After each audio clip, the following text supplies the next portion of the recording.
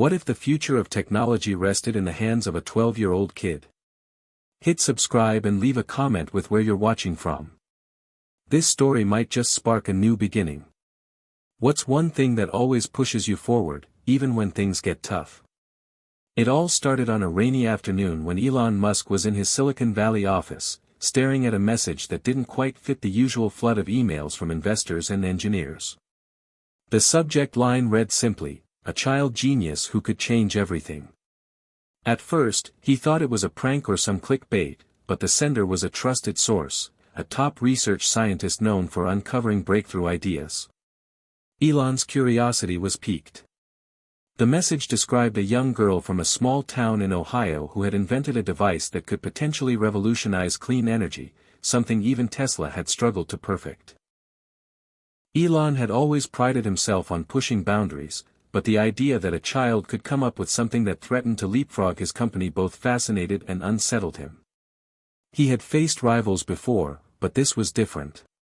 This was raw, unfiltered genius with no corporate agenda or political games. His mind raced as he weighed the possibilities. Could this child be the future Elon had been chasing all his life? Or was this just another distraction? Still, the spark was there, a flicker of hope and challenge that reminded him of why he started. Without hesitation, Elon arranged to meet the child genius. What happened next would shock everyone. The room was tense as Elon stepped into a nondescript lab filled with wires, blinking lights, and half-assembled machinery. The air smelled of solder and determination. The girl, Sophia Harper, stood waiting, her eyes bright with a mix of defiance and nervous excitement. She was no ordinary kid. Her sharp gaze and confident posture told a story of battles fought and won in silence. Elon introduced himself, keeping his voice measured but curious. Sophia didn't flinch. Instead, she launched into an explanation of her invention, a compact device capable of harnessing energy from ambient heat with unprecedented efficiency. Elon listened, intrigued and skeptical in equal measure. As she spoke, the room seemed to shrink, the stakes growing heavier with every word. This wasn't just a presentation, it was a challenge thrown down by the future itself. Elon's mind flashed back to his own childhood, his early days coding and dreaming in South Africa, the loneliness of being misunderstood, the relentless drive to prove himself. Here was another dreamer, fighting her own battles. But unlike Elon, Sophia had no empire, no vast resources, only raw talent and fierce determination. He wondered how far she could go. The meeting ended with an uneasy truce, both recognizing the potential and the threat in each other. Elon left the lab with a mixture of admiration and unease. He knew this encounter was just the beginning of something much bigger, something that would push them both to their limits. Outside, the rain had stopped, and a sliver of sunlight broke through the clouds. It felt like a sign, hope amid uncertainty. For Elon, for Sophia, for the future. What's one thing that keeps you going when the world feels like it's against you? For them, it was the unyielding belief that innovation could change everything. And as their story unfolds, you'll see how this unlikely confrontation sparked a journey that shocked the world and redefined what's possible. Hit subscribe and stay tuned because what happens next might just change how you see genius, ambition, and the power of a single idea. Elon Musk's story is far from the polished success people see today. Born in Pretoria, South Africa, he was a quiet, introverted kid who loved to escape into books and computers. While other children played outside, Elon was already coding video games and dreaming about space. His parents' marriage was strained, and family life was complicated. Elon's father was a stern man with high expectations, sometimes harsh and difficult, while his mother, May, was supportive but busy trying to hold everything together. At school, Elon faced bullying and loneliness, often retreating into his imagination where he was the hero shaping the future. Moving to Canada at 17 to escape the constraints of his home, then on to the United States for college, Elon's journey was one of constant upheaval and relentless ambition. He studied physics and economics but was always driven by bigger dreams: electric cars, space travel, renewable energy, artificial intelligence. Failure was no stranger to him. Zip2, his first company, struggled before being sold, and his early ventures like X.com and PayPal faced stiff competition and skepticism. Even with success, Elon carried a deep fear of obsolescence, of losing the edge in a world that moved faster than any one person could keep up with. His relentless work ethic came at a cost: strained relationships with friends, lovers, and even his own children. He was often seen as cold, driven by vision but disconnected from the emotional currents around him. But beneath that tough exterior was a man who longed for connection, for meaning beyond profits and products. Elon's relationship with his children was complex. He loved them but struggled to be present. His ex-wife sometimes criticized him for being too absorbed in work, too distant emotionally. Still, Elon believed that his work was for them, for the future they would inherit. It was this mix of brilliance, vulnerability, and ambition that defined Elon Musk at the moment he received that message about the child genius. He wasn't just curious about her invention, he saw in her a reflection of himself, a young mind bursting with ideas, desperate for recognition and impact. The meeting with Sophia was more than a professional encounter, it was a confrontation with his own past, with the parts of himself he had left behind in pursuit of greatness. Elon's inner world was a battleground of hope and doubt. Could he nurture this spark without crushing it?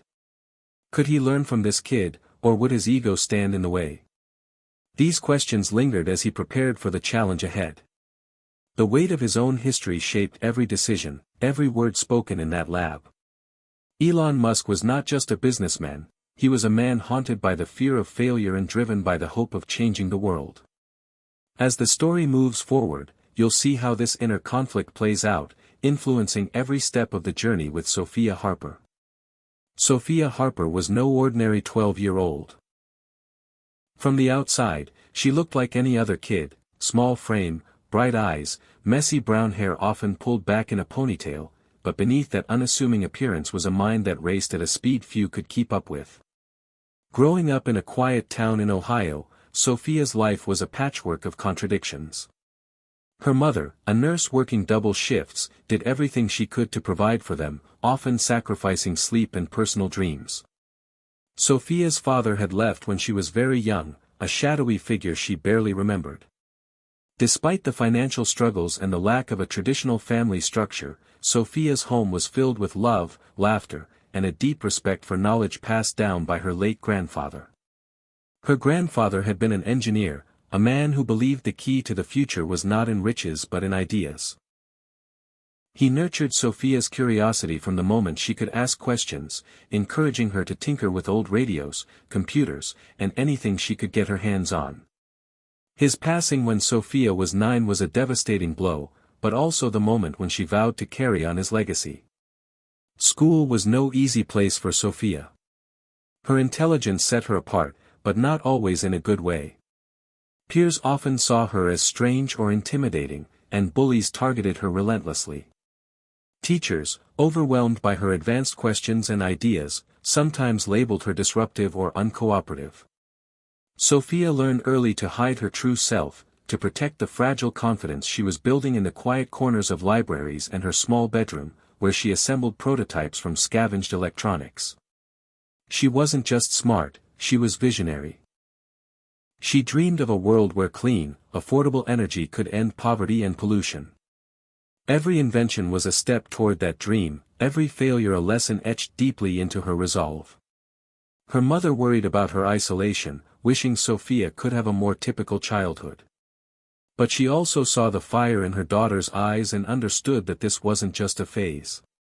Sophia's emotional world was complex, full of longing and loneliness mixed with fierce pride and hope. She kept journals filled with sketches and formulas, but also with poems about the stars and the future. When Elon Musk reached out, Sophia was skeptical. She had faced adults who dismissed her ideas, who saw her as just a kid with wild dreams. But something about Elon, his reputation, his raw intensity, sparked a cautious optimism. Their first meeting was a collision of worlds, the seasoned innovator and the unpolished prodigy. Yet beneath the surface, they shared more than either expected. A hunger to prove themselves, a desire to change the world, and a fear of being left behind. Sophia's journey was shaped by this delicate balance of vulnerability and strength, of childhood innocence and adult-like responsibility. As you follow her story, you'll see how these layers unfold, how a girl from a small town confronts giants, and how the weight of genius can both isolate and empower. This is not just a story about invention, it's about the human heart beating beneath the circuits and codes, about the sacrifices made in the name of progress, and the unbreakable spirit of a child who dared to dream bigger than anyone thought possible. The day Elon Musk met Sophia Harper was nothing like anyone expected. It wasn't in some glamorous tech conference or sleek Silicon Valley boardroom, it was a modest, cluttered lab in a converted warehouse on the outskirts of San Jose. The air smelled of metal, burnt wires, and determination. Elon arrived early, as always, scanning the room filled with makeshift machinery, tangled cables, and whiteboards covered in equations. Sophia was already there, her small figure dwarfed by the towering prototypes and piles of technical manuals. She looked up as he entered, her eyes sharp but guarded. Elon extended a hand, a gesture of respect from a titan of industry to a child many might have overlooked. "Sophia, I'm Elon," he said, his voice steady but curious. "I've heard you're building something that could change the game." Sophia shook his hand firmly, her grip surprisingly confident for someone her age. "I'm not sure if you've heard the whole story," she said, her tone a mixture of pride and challenge. "But I don't just want to change the game. I want to rewrite the rules." The initial moments crackled with tension. Elon was used to being the smartest person in the room, but here was a girl who wasn't just keeping up, she was racing ahead. He asked her to explain her invention again, not out of doubt but to test the depth of her knowledge. Sophia described her device, a compact energy harvester that could pull usable power from ambient heat sources far more efficiently than current technology. It was elegant, promising, and terrifyingly real. Elon listened, interrupting occasionally with pointed questions about materials, scalability, and safety. Sophia responded with a mixture of scientific precision and youthful enthusiasm, unafraid to admit where her prototype had flaws but confident in her vision to overcome them. For Elon, it was like looking into a mirror reflecting his own younger self, ambitious, relentless, sometimes reckless. Yet beneath the technical details lay a deeper philosophical divide. Elon believed in rapid iteration and bold risk-taking, willing to sacrifice for speed and impact. Sophia, shaped by a more cautious upbringing and the fear of failure after public ridicule, insisted on thorough testing and ethical considerations. Their dialogue was electric, each pushing the other, challenging assumptions. Outside observers might have seen a clash of egos, but what unfolded was more complex, a negotiation between generations, between experience and raw potential. As the hours passed, Elon found himself less the mentor and more the student, learning from Sophia's fresh perspective. He saw how her youth gave her a freedom to imagine solutions without the baggage of corporate constraints. Yet he also sensed the weight she carried, the loneliness of being brilliant and misunderstood, the pressure of expectations that could crush even the strongest spirit.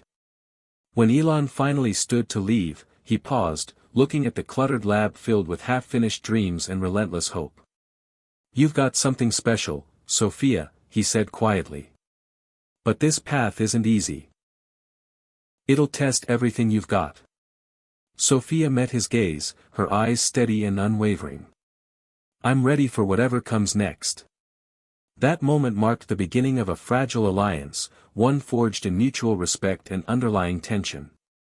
Neither fully trusted the other, yet both understood that together, they might just change the future.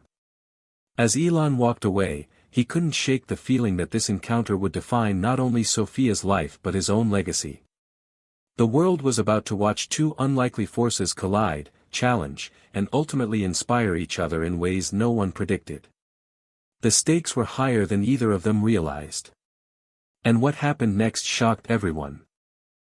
Sophia's invention was more than just a breakthrough, it was a threat to the carefully constructed empire Elon Musk had built.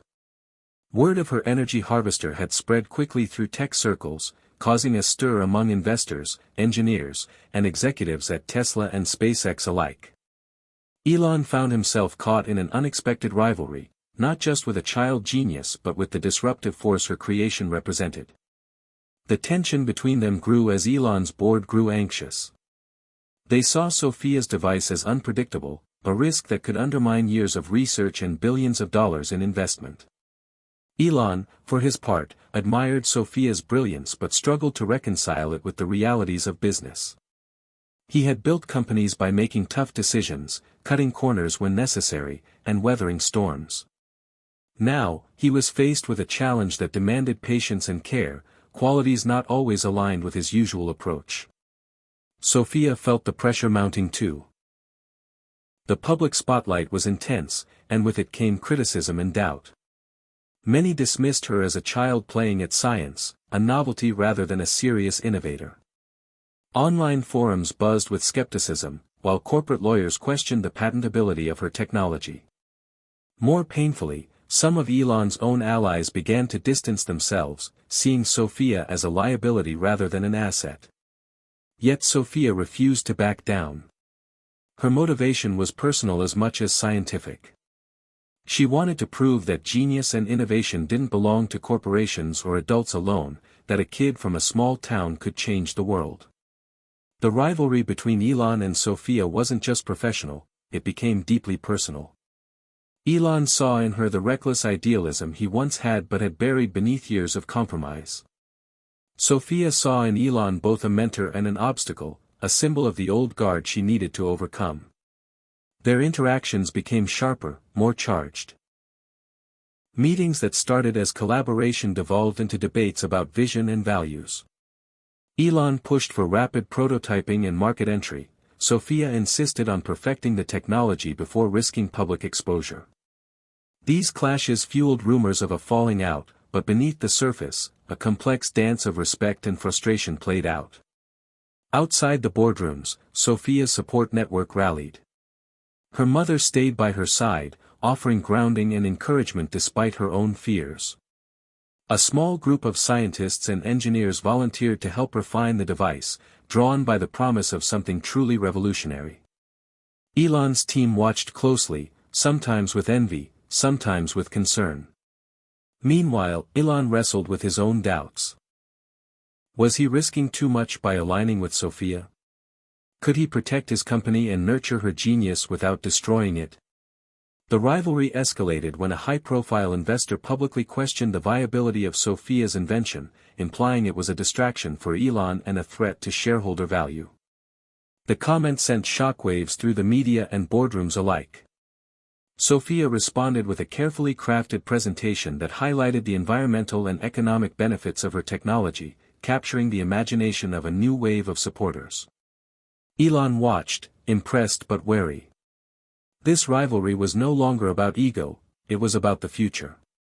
For Sophia, the stakes were even higher, this was her chance to prove her worth, to step out of the shadows and into the light. For Elon, it was a test of his ability to adapt, to embrace the unpredictable and the new. As the tension mounted, both realized that the conflict was pushing them to their limits, forcing hard choices and redefining what success meant. What started as a spark of curiosity had grown into a wildfire of ambition and challenge. The next moves would determine not just the fate of an invention but the course of two lives intertwined by genius, rivalry, and an unexpected bond.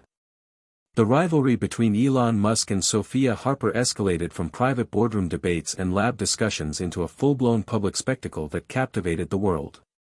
The tension was palpable as tech media outlets, social platforms, and investors clamored to know who would come out on top, Elon, the billionaire visionary with decades of experience and empire behind him, or Sophia, the precocious child genius who had upended expectations and challenged the status quo.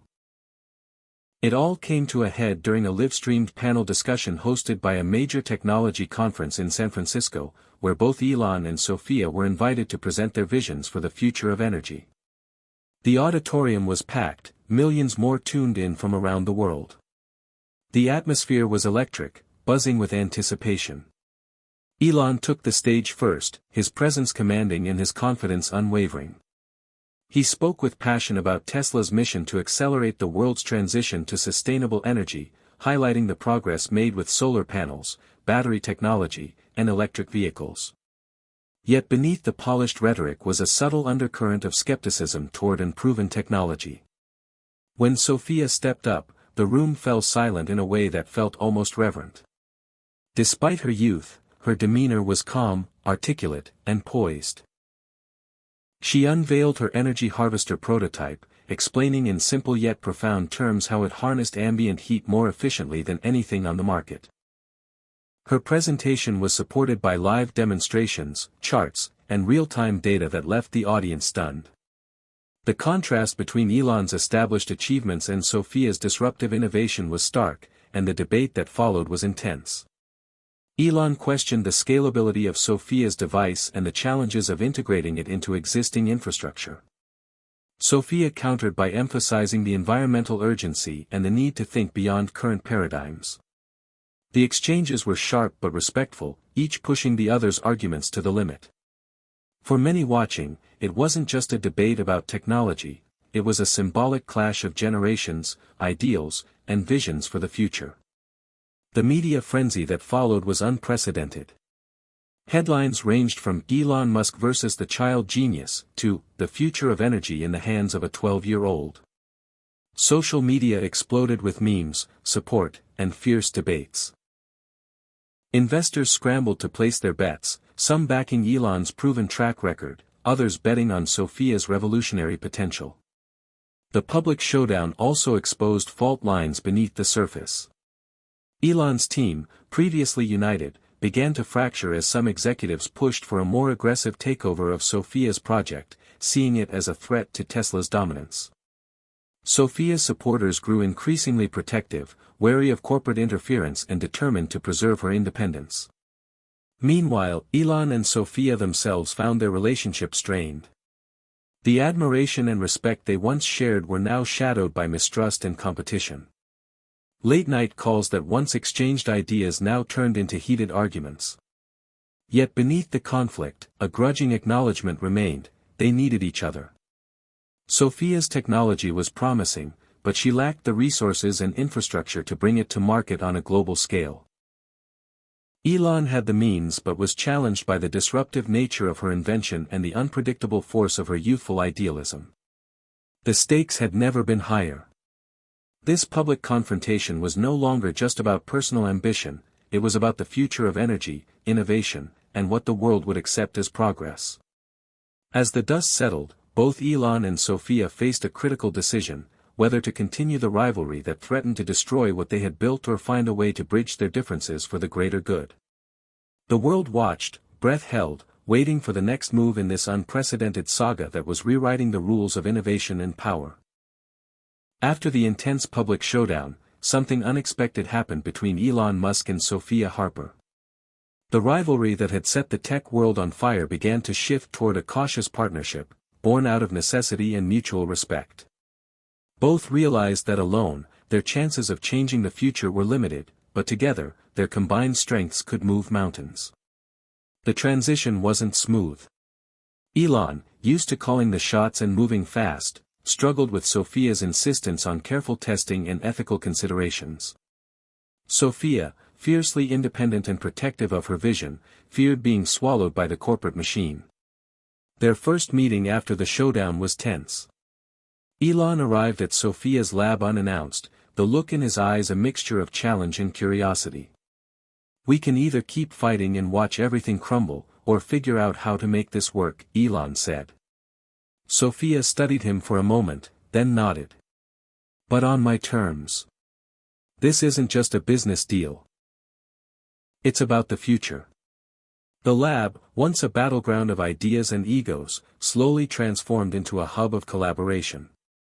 Elon's engineers worked alongside Sophia's team, blending resources and expertise. The atmosphere crackled with energy, excitement mingled with frustration as old habits clashed with new visions. They faced setbacks, prototype failures, funding challenges, and public scrutiny, but each obstacle deepened their understanding and commitment. Elon found himself inspired by Sophia's unwavering optimism and fresh perspective. He remembered the idealism of his youth, the fearless ambition before the weight of expectations set in. Sophia, in turn, learned to appreciate Elon's experience, his strategic mind, and his ability to navigate the complex world of business and politics. Their combined efforts began to bear fruit. New iterations of Sophia's device showed remarkable improvements in efficiency and scalability. Investors who had once been skeptical now showed renewed interest, sensing the promise of a partnership that could disrupt the energy industry. The media narrative shifted from rivalry to collaboration, highlighting a new era where youth and experience coexisted, pushing humanity forward. Yet beneath the progress, personal tensions simmered. Both Elon and Sophia struggled with trust, communication, and the balance of power. Late-night discussions turned into debates over priorities, with Elon's desire for speed often clashing with Sophia's commitment to thoroughness and ethics. They had to learn to listen, to compromise, and to respect each other's visions. This journey was more than technological, it was deeply human. It was about breaking down barriers between generations, overcoming fear and pride, and forging a new path together. As they stood side by side unveiling the next prototype to the world, there was a sense of hope and uncertainty. The road ahead was still long and fraught with challenges, but for the first time, Elon and Sophia faced it united. This unexpected partnership shocked everyone, proving that even the fiercest rivalry could evolve into a powerful alliance. The question now was whether they could maintain it when the stakes were highest and the pressure was relentless. As they prepared for the next phase, bringing the invention to market, navigating political and corporate minefields, and confronting unforeseen dangers, they knew one thing for sure: their journey had only just begun. After the hopeful start of their partnership, Elon Musk and Sophia Harper soon encountered obstacles that tested not only their invention but their resolve. The path from prototype to product was littered with challenges they hadn't fully anticipated. First came the technical difficulties. Sophia's energy harvester, while revolutionary, was incredibly delicate and required materials that were scarce or prohibitively expensive at scale. The team spent countless hours in the lab troubleshooting inefficiencies, dealing with overheating components, and refining the design to meet safety standards. Elon's engineers pushed for shortcuts to speed up the process, but Sophia insisted on doing things right, fearing the consequences of a failure once the device was in public hands. This difference in approach caused friction that threatened to unravel their fragile alliance. Meanwhile, regulatory hurdles loomed large. Energy production and distribution were tightly controlled industries, and government agencies were slow to embrace the new technology. Lobbyists representing entrenched fossil fuel interests launched campaigns to discredit the invention, painting it as a threat to national security and economic stability. Elon, with his experience navigating bureaucracy, spearheaded efforts to negotiate with regulators, but the process was slow and frustrating. Sophia, unfamiliar with the political landscape, found herself overwhelmed by the complexity and cynicism. Public opinion was another battlefield. While many hailed the innovation as a breakthrough, others were suspicious or fearful of its implications. Conspiracy theories spread online, fueled by misinformation and fear of change. Sophia, active on social media, faced backlash that sometimes turned personal and hurtful. Elon, used to public scrutiny but unprepared for the intensity of this grassroots resistance, struggled to protect Sophia from the storm. Funding became precarious. Initial investors grew impatient with delays and rising costs, demanding quick returns. Some withdrew support altogether, fearing the risk outweighed potential rewards. Elon had to tap into his own resources to keep the project afloat, while Sophia looked for grants, crowdfunding, and unconventional backers willing to bet on the future. The media narrative also shifted again. Reporters once captivated by the "child genius versus billionaire" story now focused on the setbacks, questioning whether the invention was a gimmick or a genuine breakthrough. Both Elon and Sophia had to endure harsh criticism, navigating a landscape that was as hostile as it was hopeful. Personal challenges weighed heavily too. Sophia's school life became nearly impossible to manage with the demands of the project. Her friends drifted away, unable to relate to her new reality. Her mother worried about burnout and the toll on her daughter's childhood. Elon faced pressure from his board and family, who questioned whether the partnership distracted from his other ventures. Despite the mounting obstacles, Elon and Sophia found moments of breakthrough and connection. A late-night session solving a particularly vexing technical problem reminded them why they had started this journey together. A letter from a young supporter inspired Sophia to keep pushing forward. Elon rediscovered a sense of purpose beyond profit and fame. Their partnership evolved from one of convenience to genuine collaboration, bound by shared dreams and hard-won trust. Yet the roadblocks made clear that genius and ambition alone were not enough. To succeed, they would need resilience, adaptability, and the courage to face forces far greater than themselves. The stakes had never been higher, not just for their invention but for the future of energy and the planet. As they prepared for the next critical phase, the challenges ahead loomed large. But the fire that started with a chance encounter was still burning strong, ready to light the way through the darkness. The cracks in the partnership between Elon Musk and Sophia Harper didn't appear suddenly. They crept in slowly, like rust under paint, barely visible at first but spreading until the entire structure was weakened. For months, they had been moving forward, despite technical failures, media scrutiny, and political resistance. But as the invention inched closer to a public release, the pressure intensified, and so did the conflict between them. Elon had arranged a closed-door meeting with several high-level government officials and international energy stakeholders, aiming to position Sophia's energy harvester as a global solution.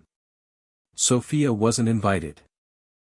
When she found out, she was furious, not because she craved the spotlight, but because the project was as much hers as his. Elon tried to justify the decision. They needed to hear a strategic vision. They weren't ready for a presentation from a 12-year-old, no matter how brilliant you are. Sophia responded with ice in her voice. "You don't think I'm capable of explaining my own invention?" "That's not what I said," Elon replied, but the damage was done. Sophia felt sidelined, manipulated. For the first time since their uneasy alliance had begun, she doubted whether she could truly trust him. Tensions grew behind closed doors. Elon's team drafted a revised licensing agreement, one that shifted majority control of the technology to a new holding company, owned primarily by Tesla. Sophia discovered it while reviewing documents with her mother and a pro bono lawyer who had taken an interest in her work. "They're locking you out," the lawyer said. "If you sign this, you'll be giving up control of everything you've built." Sophia was stunned. Elon had promised partnership, collaboration, respect. Yet the paperwork told a different story, one of consolidation, of control, of corporate strategy overriding human trust. She confronted Elon in the lab. "You were going to steal this out from under me," she said, voice trembling. "After everything, this is how you repay me?"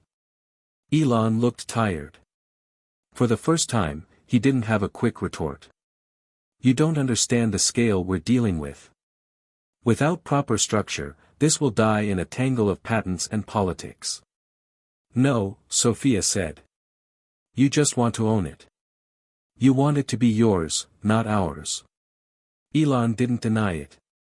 In that silence, everything changed. Sophia walked away from the partnership that night, her mind reeling, her heart cracked wide open.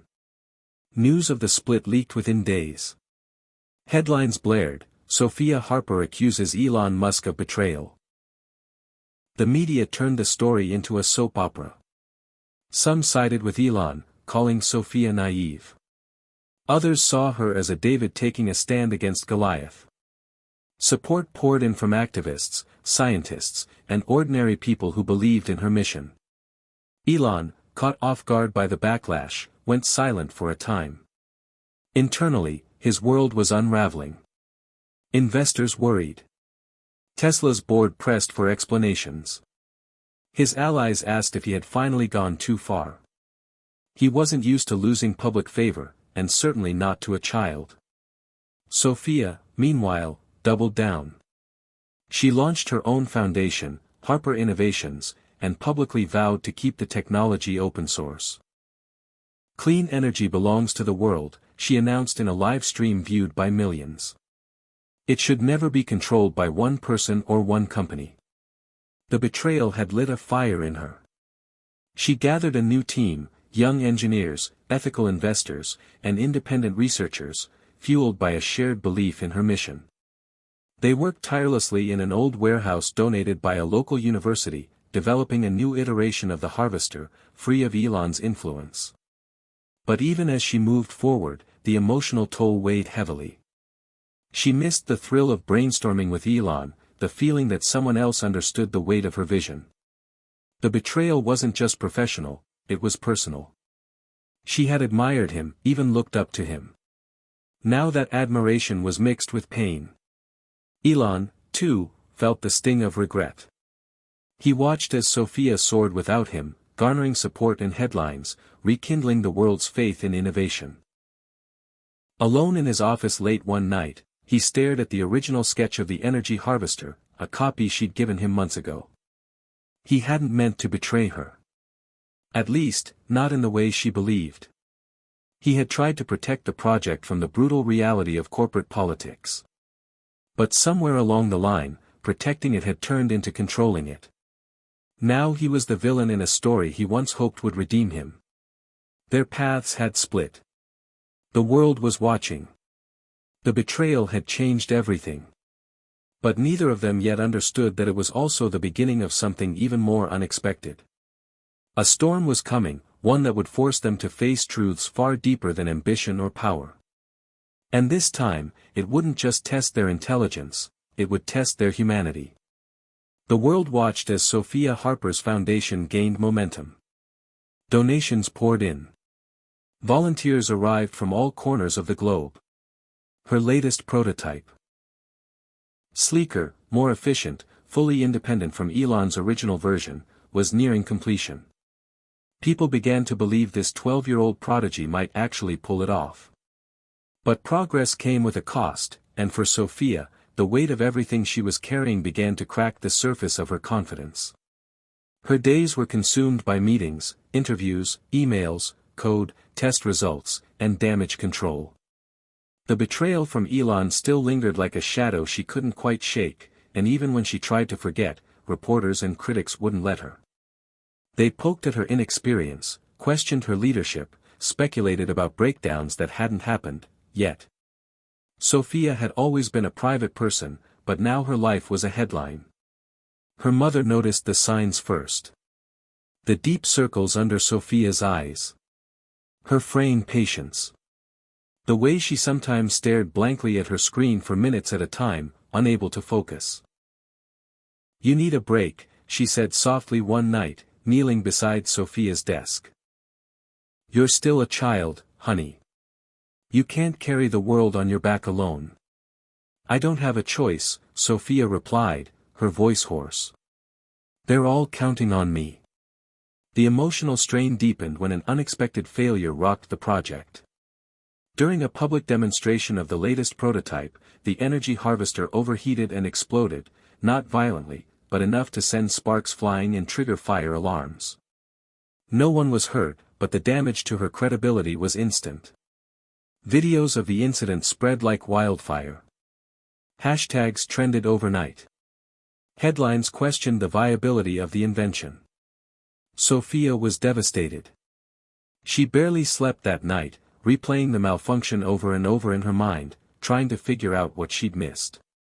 The truth was brutal in its simplicity: they had rushed the test. One faulty component, overlooked in the final assembly, had compromised everything. She had let the pressure get to her. The fallout was swift. A few key partners pulled their support, citing safety concerns. Social media turned cruel. Her inbox filled with criticism, skepticism, and even hate. The public that once cheered her on now doubted her. And somewhere out there, Elon remained silent. She hadn't spoken to him in weeks. He had withdrawn completely, offering no public statement, no message, no reaction. That silence cut deeper than any headline. But he was watching. In the solitude of his office, Elon saw the explosion video play on repeat across networks. His chest tightened, not with glee or vindication, but something closer to grief. He knew the feeling of spectacular failure all too well. He'd seen rockets explode, cars crash, money evaporate.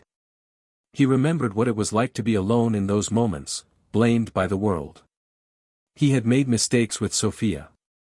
He had tried to control what he didn't fully understand. But seeing her fall felt like watching a part of himself fall with her.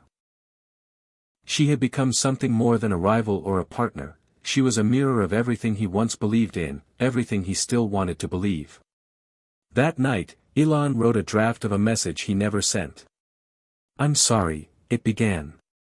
"You were right to walk away. I wanted to protect the mission, but I lost sight of you in the process.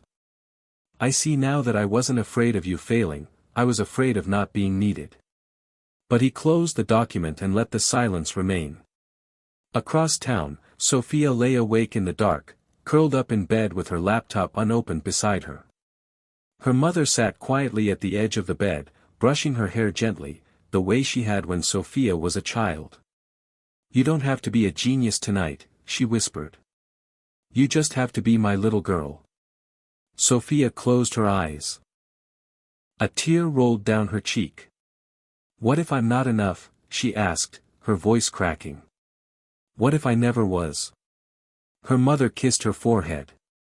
"Being enough doesn't mean being perfect. It means you keep trying, even when it hurts." In that moment, Sophia didn't feel like a prodigy. She didn't feel like the face of a movement. She just felt human, small, tired, scared. But somewhere deep inside, beneath the exhaustion and the fear, a flicker of resilience remained. The collapse had come, swift and merciless.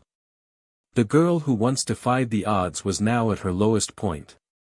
The world was moving on, investors shifting focus, media outlets chasing new stories. But stories don't end in darkness. They shift. They evolve. The emotional climax of Sophia's journey wasn't just the explosion, or the betrayal, or the failure, it was the choice that followed. Would she get back up? Would she rebuild? Would she find a new path forward, even if it meant doing it alone? And what about Elon? Would he stay in the shadows, or step into the light again, not as a savior, but as someone who had finally learned how to walk beside, rather than ahead? These questions lingered as the dust settled. Something had been broken, yes. But from broken things, sometimes, the strongest foundations are built. Days turned into weeks, and the noise faded. The headlines stopped screaming. The social media fury subsided, replaced by silence. That was sometimes the cruelest part of failure, not the fall, but how quickly the world forgets you were ever flying. Sophia Harper stayed out of the spotlight, retreating into the one place that had always made sense to her, the lab. It was quiet now. Half her team had gone home, unsure if there was still a future in what they'd built. The investors had gone silent. The press no longer called. She sat alone most days, surrounded by wires, shattered glass, and notebooks. Her mother had stopped asking when she'd sleep. They both knew the answer. Sleep could wait. There was still something inside her that hadn't quit. But it was getting harder to hear that voice. One morning, Sophia found a letter waiting for her on the lab's front desk. Not an email, not a text, not a press release, a real, paper letter in a plain white envelope. The handwriting was tight, unmistakable. She stared at it for several seconds before tearing it open. Sophia. I watched what happened. I'm not writing this as a CEO. Or a competitor. Or even a mentor. I'm writing this as someone who has failed, loudly, publicly, painfully, and come back. That explosion. That wasn't your end. It was your beginning. You tried to change the world, and it pushed back. That's what it does. It doesn't reward vision. It punishes it. It resists it. Until one day, it doesn't. One day, it yields. But only if you keep showing up. You made me remember what that first time felt like. The risk, the wonder, the absolute belief that this crazy idea could work. I lost that somewhere. You brought it back. I forgot what it felt like to believe without permission. Thank you. If you're still building, I'm still listening. If you're done, I understand. But if there's a version of this where we get it right, not my way, not your way, but the way that works, then I want to find it. Together. Elon. Sophia read the letter 3 times. She didn't cry. She didn't smile. She just sat there, letter in hand, heart pounding with something she hadn't felt in a long time, possibility. That afternoon, she called a meeting with the few team members who had stayed. Her voice was hoarse from disuse, but her words were clear. "We're not done," she said. "Not even close." One by one, they nodded. The energy in the room shifted. It wasn't the electricity of hype or media buzz. It was quieter than that. Steadier. Like the hum of something rebuilding. The next step wasn't glamorous. They reviewed blueprints, analyzed the failed prototype, and started from scratch. Sophia reached out to scientists who had once doubted her. Some still said no. A few said yes. She invited criticism instead of avoiding it. She asked questions. She listened. And she began to lead, not just with genius, but with humility. 1 week later, she picked up the phone and called Elon Musk. No assistant, no press release. Just 2 voices across a line, decades apart in age but only inches apart in purpose. "I read your letter," she said. "I'm still building." Elon's voice was quiet. "Good. So am I." But this time, Sophia added, "It has to be different. You don't make the calls. I don't either. We decide things together. Or not at all." A pause. Then, deal. They didn't announce the renewed partnership publicly. There were no press conferences, no sweeping headlines. Just 2 people working in the background, testing ideas, sharing data, making each other better. They rebuilt the prototype under a new model, smaller, safer, smarter. Sophia's vision led the engineering, while Elon navigated the political and manufacturing landscape. They disagreed often. But instead of erupting, they negotiated. They learned. They grew. The world had turned its attention elsewhere, but slowly, quietly, word began to leak that Sophia Harper wasn't done. In fact, she was close to something bigger than anyone had imagined. What started as a betrayal had become a catalyst. What had collapsed was being reforged. And through it all, Sophia changed. She wasn't the same girl who had first challenged Elon Musk. She was older now, not in years, but in resilience. She had faced the storm and learned that falling doesn't make you weak. Staying down does. Getting back up. That's where strength lives. Elon changed too. For the first time in years, he wasn't building for legacy. He wasn't trying to own or dominate or conquer. He was trying to contribute. To listen. To pass the torch, not because he was finished, but because he knew what came next was bigger than him. One evening, after a long day at the lab, Sophia stepped outside to breathe. The sky was a canvas of stars, crisp and clear. She thought about how far she'd come, from the lonely kid in her bedroom sketching impossible machines to the girl who had nearly lost it all, to the leader quietly reclaiming her vision. The letter still sat in her backpack, folded neatly. It reminded her that sometimes, the people who hurt us are also the ones who understand us best. It reminded her that genius isn't enough. It takes courage to stay the course. And somewhere in the city, Elon Musk looked out from his window, watching the same stars, wondering what the world might become. Not because of him, but because he finally let someone else lead. The emotional climax wasn't the failure. It wasn't even the fallout. It was the moment they chose to begin again, together, and what they would build from that second chance. By the time the world began to notice again, the storm had passed. Sophia Harper and Elon Musk no longer stood on opposite sides of a battlefield. They stood on the same platform, shoulder to shoulder, united not by ego or competition but by a shared vision, one tested by failure and hardened by humility. The announcement was simple. A live-streamed event, no flashy graphics, no celebrity endorsements. Just two engineers, one a legend, the other a prodigy, ready to unveil a creation that could reshape energy consumption forever. The room was quiet before the broadcast began, only the hum of servers and the soft buzz of techs finalizing stream details. Sophia stood behind the curtain, heart racing, fingers trembling. It wasn't fear anymore. It was gravity. This moment mattered. "You ready?" Elon asked. He didn't touch her shoulder. He didn't offer a cliché pep talk. He just looked at her, steady and calm. She nodded. "Let's go." The curtain lifted. Cameras rolled. The stage lights beamed. Sophia stepped into the light, holding the latest prototype in her hands. Sleek, small, glowing faintly blue, it looked nothing like the clunky versions from earlier stages. This was elegance. Precision. Possibility. Sophia cleared her throat. What if clean, renewable energy didn't have to come from giant solar farms, or wind turbines, or expensive grids? What if it came from something this small? She held the device higher.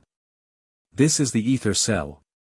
It converts ambient heat into usable power using thermoelectric induction. It's clean. It's safe. It works indoors and outdoors. It doesn't depend on the sun or wind. And starting today, it's open source. The words echoed across the live stream, across time zones, across screens in schools and universities and living rooms and labs. This design is available to anyone, anywhere. We've partnered with manufacturers in 12 countries. The materials are accessible. The blueprint is adaptable. You can make one in your garage. You can make 10,000 in a factory. Energy independence shouldn't be a privilege. It should be a right. Applause followed, not thunderous but real. Then Elon stepped forward. He didn't speak long. "I've spent my life trying to build the future," he said. "Sometimes I did it right. Sometimes I got in the way. But what Sophia's done, what we've done together, this isn't just innovation. It's restoration. Of faith. Of trust. Of purpose." More applause. The live stream chat scrolled faster than eyes could follow. Messages from engineers in Ghana. Students in India. Builders in Brazil. Scientists in Sweden. A single idea was sparking a global movement. Later that evening, after the cameras were off and the crowd had dispersed, Sophia sat on the floor of the lab eating cereal from the box. Elon joined her with a protein bar. They didn't talk much. They didn't need to. The next few days moved quickly. Governments reached out for licensing agreements, not to control the tech but to support infrastructure that would allow for local production. Clean energy activists called it the most important advancement since solar panels. News outlets around the world ran headlines that once again had Sophia's name at the top, but this time, they spoke of triumph, not turmoil. In one quiet moment, Sophia received a message that left her speechless. It was from a young girl in rural Nebraska. "I built your device using scraps and instructions from your website. My family's trailer had no power. Now we can charge our lights and phones. You changed everything." Sophia read the message again and again. She showed it to her mother, then to Elon. And for the first time in months, she cried, not from stress, not from exhaustion, but from overwhelming joy. At school, her classmates no longer looked at her like she was from another planet. Some asked for autographs. Others asked how to join her team. One teacher printed the ether cell plans and used them for a science lesson. For the first time, Sophia wasn't alone in her world. People were catching up. Her mother finally allowed herself to relax. She started cooking again, humming in the kitchen. They talked about normal things, like weekend plans and books and what Sophia might do for her next birthday. The lab was no longer a bunker of desperation, it was a launch pad. Elon took a quieter role in the days following the launch. He returned to his other ventures, but this time with a different tone. More collaborative. More open. He invited young thinkers to the table, not to impress them, but to learn from them. He credited Sophia often, without being prompted. In a podcast interview, he said, "When you reach a certain level of success, you start believing you have all the answers. But that's just ego in disguise. Sophia reminded me that the future doesn't belong to us. It belongs to whoever has the courage to imagine it next." Sophia continued her work, but she also began speaking, at universities, at youth conferences, on panels about climate change and accessibility. She wasn't trying to be famous. She was trying to build bridges. Genius isn't about age, she said during a TEDx talk. It's about honesty. It's about empathy. It's about never letting anyone tell you your voice doesn't matter. And yet, even with the success, she never forgot how close she came to giving up. In one journal entry, she wrote, "Sometimes I wonder what would have happened if I hadn't read that letter. Maybe the invention would have stayed buried. Maybe I would have. But now I know, one voice, at the right time, can bring someone back from the edge." The ether cell went on to power hospitals in disaster zones. It became part of STEM kits in underfunded schools. Tinkerers on YouTube built their own variations. Environmental groups integrated it into clean water systems. Years later, Sophia would look back at that launch not as the peak, but as the pivot, the moment everything aligned: vision, failure, redemption, and unity. She didn't need to dominate the future. She just needed to help light the way. And Elon? He continued to push boundaries, but never again from above. He learned to collaborate, to elevate others, to accept that sometimes the best ideas come from where you least expect them. The launch wasn't just a product reveal. It was a declaration, that invention can heal, that partnership can mend what pride destroys, and that the next generation isn't waiting for permission, they're already building. Sophia never stopped asking questions. And that's what made her unstoppable. Hit subscribe and leave a comment with where you're watching from. This story might just spark a new beginning. What's one thing that always pushes you forward, even when things get tough?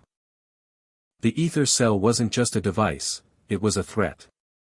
That became increasingly clear in the weeks following its release. What began as a technological marvel quickly evolved into a political flashpoint. On the surface, Sophia Harper's invention had captured the imagination of millions. Governments hailed it as a leap forward in sustainable development. Environmental organizations celebrated it as a tool to combat energy poverty. Students and teachers adopted it into their classrooms, makers and coders uploaded endless modifications online, and small communities across the globe started producing energy independently for the first time. But in corporate boardrooms, energy consortiums, and fossil fuel syndicates, the mood was different. For decades, power had meant exactly that, power. Energy monopolies controlled everything from infrastructure to policy. With Sophia's open-source model spreading like wildfire, the old systems began to panic. It started with whispers. Questions about the safety of the ether cell, reports of minor fires caused by misuse, allegations that the device destabilized local power grids. One story claimed that an ether cell had caused a hospital blackout in Hungary, later debunked, but the damage was done. Fear sells. Soon came lawsuits. 3 multinational energy firms filed intellectual property claims, arguing that Sophia's thermoelectric design borrowed from patents they filed years ago.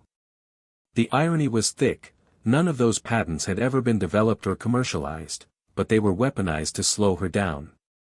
News outlets, once enthusiastic supporters, began publishing balanced reports featuring talking heads who warned of unchecked innovation and potential national security risks. A senator on a major energy committee called for a temporary moratorium on ether cell production, citing the need for comprehensive regulatory review. Sophia watched it unfold from the lab, jaw clenched, eyes burning. "They're coming for us," she said. Elon didn't deny it. He knew the playbook.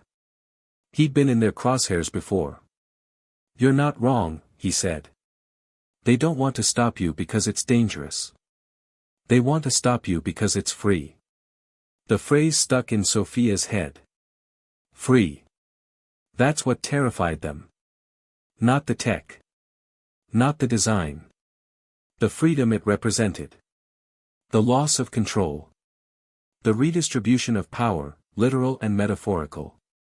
But this time, she was ready. She didn't panic. She didn't retreat. She went public. In a widely shared video, she addressed the growing resistance directly. No script. No polish. Just honesty. "They say we're dangerous," she said. "But what's really dangerous is a world where 1 billion people still don't have access to reliable electricity, while a handful of companies control the grid. We made the ether cell to change that. And we won't stop now." The response was overwhelming. Supporters rallied. Hashtags trended. Donations surged. Volunteers helped translate technical documents into dozens of languages. People began stockpiling materials in case bans were passed. Sophia became a symbol, not just of innovation, but of resistance. Meanwhile, Elon took a more strategic approach. He quietly rallied allies in Washington and Silicon Valley. He called in favors. He testified before Congress, backing Sophia with all the credibility his name still carried. "I've built rockets. Cars. AI systems," he said. "This is bigger than all of them. If we choke this now, we don't just lose progress. We lose the future." The courtroom battles dragged on. But Sophia's team, supported by pro bono legal experts and tech-savvy lawyers, countered every claim with documentation, timestamps, and open-source transparency. Eventually, the lawsuits collapsed under their own contradictions. Still, the opposition didn't give up. They shifted tactics. A smear campaign emerged, aimed at Sophia herself. Edited videos. Faked emails. Claimed she wasn't the true inventor, that she had stolen the design from a real engineer. It was ugly. Relentless. But it didn't work. Not this time. Because the world knew her. They'd seen her journey, her failures, her rebuilding. She wasn't a myth. She was a person. Human. Brave. Flawed. Real. And she refused to be erased. One night, after yet another interview defending her work, Sophia sat in the lab watching the device hum quietly. "Why does it always have to be this hard?" she asked aloud. Elon, tinkering with a circuit board nearby, didn't look up. "Because if it were easy, someone else would have done it already." She smirked. "That's such a Musk answer." He looked up, smiling. "You say that like it's a bad thing." Despite everything, they laughed. The world was fighting back. But so were they. And they were no longer alone. New allies emerged daily. Tech companies offered cloud storage. Engineers offered enhancements. A group of teenage girls in the Philippines created a waterproof version. A robotics team in South Africa built a modular battery expansion. The movement was no longer Sophia's alone. It had grown beyond her. That was both terrifying and beautiful. One night, Sophia's mother brought her tea and sat quietly across from her. "They can try to stop the tech," she said. "But they can't stop the people using it." Sophia nodded. She was beginning to understand that she wasn't just a builder anymore. She was a leader. A symbol. A spark. The resistance was proof they were making an impact. The more they pushed back, the more it meant she was onto something real. The noise would keep coming. The pressure would stay high. But the ether cell had already changed lives. Already lit up villages. Already saved hospitals and powered schools.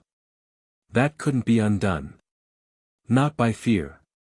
Not by lawyers. Not by corporations.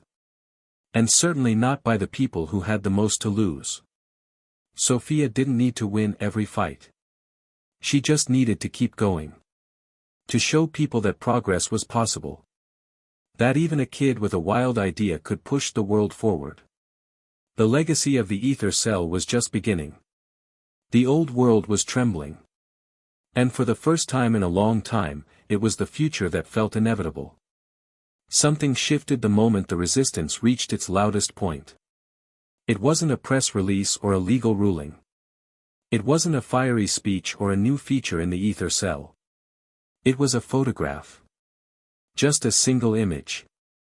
A little boy, maybe 6 years old, sitting cross-legged on a dirt floor in a small hut in rural Kenya.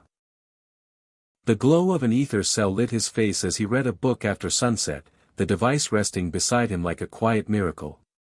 A teacher had taken a photo and posted it with a caption, "He can finally do his homework at night." It went viral in hours. No hashtags. No celebrities. Just truth. Simple, human, undeniable. And suddenly, the conversation changed. People stopped arguing about patents and politics. They started talking about power, real power, the kind that brings light to darkness. The kind that breaks cycles of poverty. The kind that gives a child a future. That image became the tipping point. News anchors choked up sharing the story. Lawmakers who had once wavered reversed course. Even some fossil fuel lobbyists, sensing the cultural shift, quietly dropped their opposition. Sophia Harper didn't issue a statement. She didn't need to. The world had spoken for her. In the weeks that followed, ether cell production scaled dramatically. Local manufacturing hubs sprang up across Latin America, Southeast Asia, and Sub-Saharan Africa. Licensing wasn't controlled from a central office. It was offered freely, with translation kits and 3D printing guides. Schools used them to run computers. Clinics used them to power refrigeration units. Disaster relief groups adopted them for field operations. The open-source community flourished. Every week brought new modifications, solar-boosted hybrids, waterproof models, wearable energy packs. A group of students in New Orleans attached one to a drone, using heat from the motors to extend flight time. In Tokyo, a blind engineer re-engineered the interface to be completely accessible through audio prompts. It was no longer just a tech revolution. It was a movement. Sophia barely had time to breathe. Every morning started with dozens of messages, requests, praise, offers, questions. She still worked out of the same lab. Same cereal box beside her desk. Same worn-out hoodie. But she wasn't just a girl with a big idea anymore. She was a figure in history. And the pressure that came with that was enormous. She'd never craved fame. She craved function. Impact. Change. Her mom reminded her to eat. Her friends reminded her to laugh. Elon reminded her to let others help. "You've created something that belongs to the world now," he said one afternoon as they walked through the lab. "You don't have to carry all of it on your shoulders." She looked at him sideways. "Did you ever believe that about yourself?" He didn't answer. He just smiled like someone who finally understood the cost of genius. To manage the scale, Sophia formed a decentralized network of regional labs. Each one led by local engineers, focused on adapting the ether cell to specific environments and needs. It was chaotic at first, but it worked. No bureaucracy. Just action. Real-time solutions. Real-time results. She gave talks, reluctantly at first, then with growing confidence. She stood before world leaders at an energy summit in Geneva. She addressed students at MIT. She Skyped into classrooms in Beirut and Caracas and Detroit. In every talk, she said the same thing in some form: this isn't about me. It's about what happens when we stop waiting for someone else to fix things. When we stop asking permission to build. Her voice had changed. Still soft, but steady. Her posture, her presence, it had evolved. She didn't hide her age. She didn't try to sound older. She didn't need to. Her ideas had always been mature. Now her leadership was too. One night, after a long flight back from a conference, Sophia and Elon sat in a quiet corner of the airport, eating vending machine granola bars. Neither spoke for a while. Then Elon leaned back and said, "Do you realize what you've done?" Sophia looked at him. "I fixed a heat transfer problem." "No," he said. "You changed the direction of civilization." She shrugged. "I just made a device that works." He laughed. "That's what they'll say about fire. And the wheel." She grinned, but inside, a strange weight pressed down on her. The world was finally on her side, but the stakes had never been higher. The ether cell had started as an invention.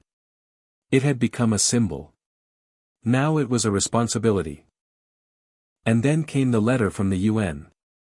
They wanted to present her with the Global Humanitarian Impact Award.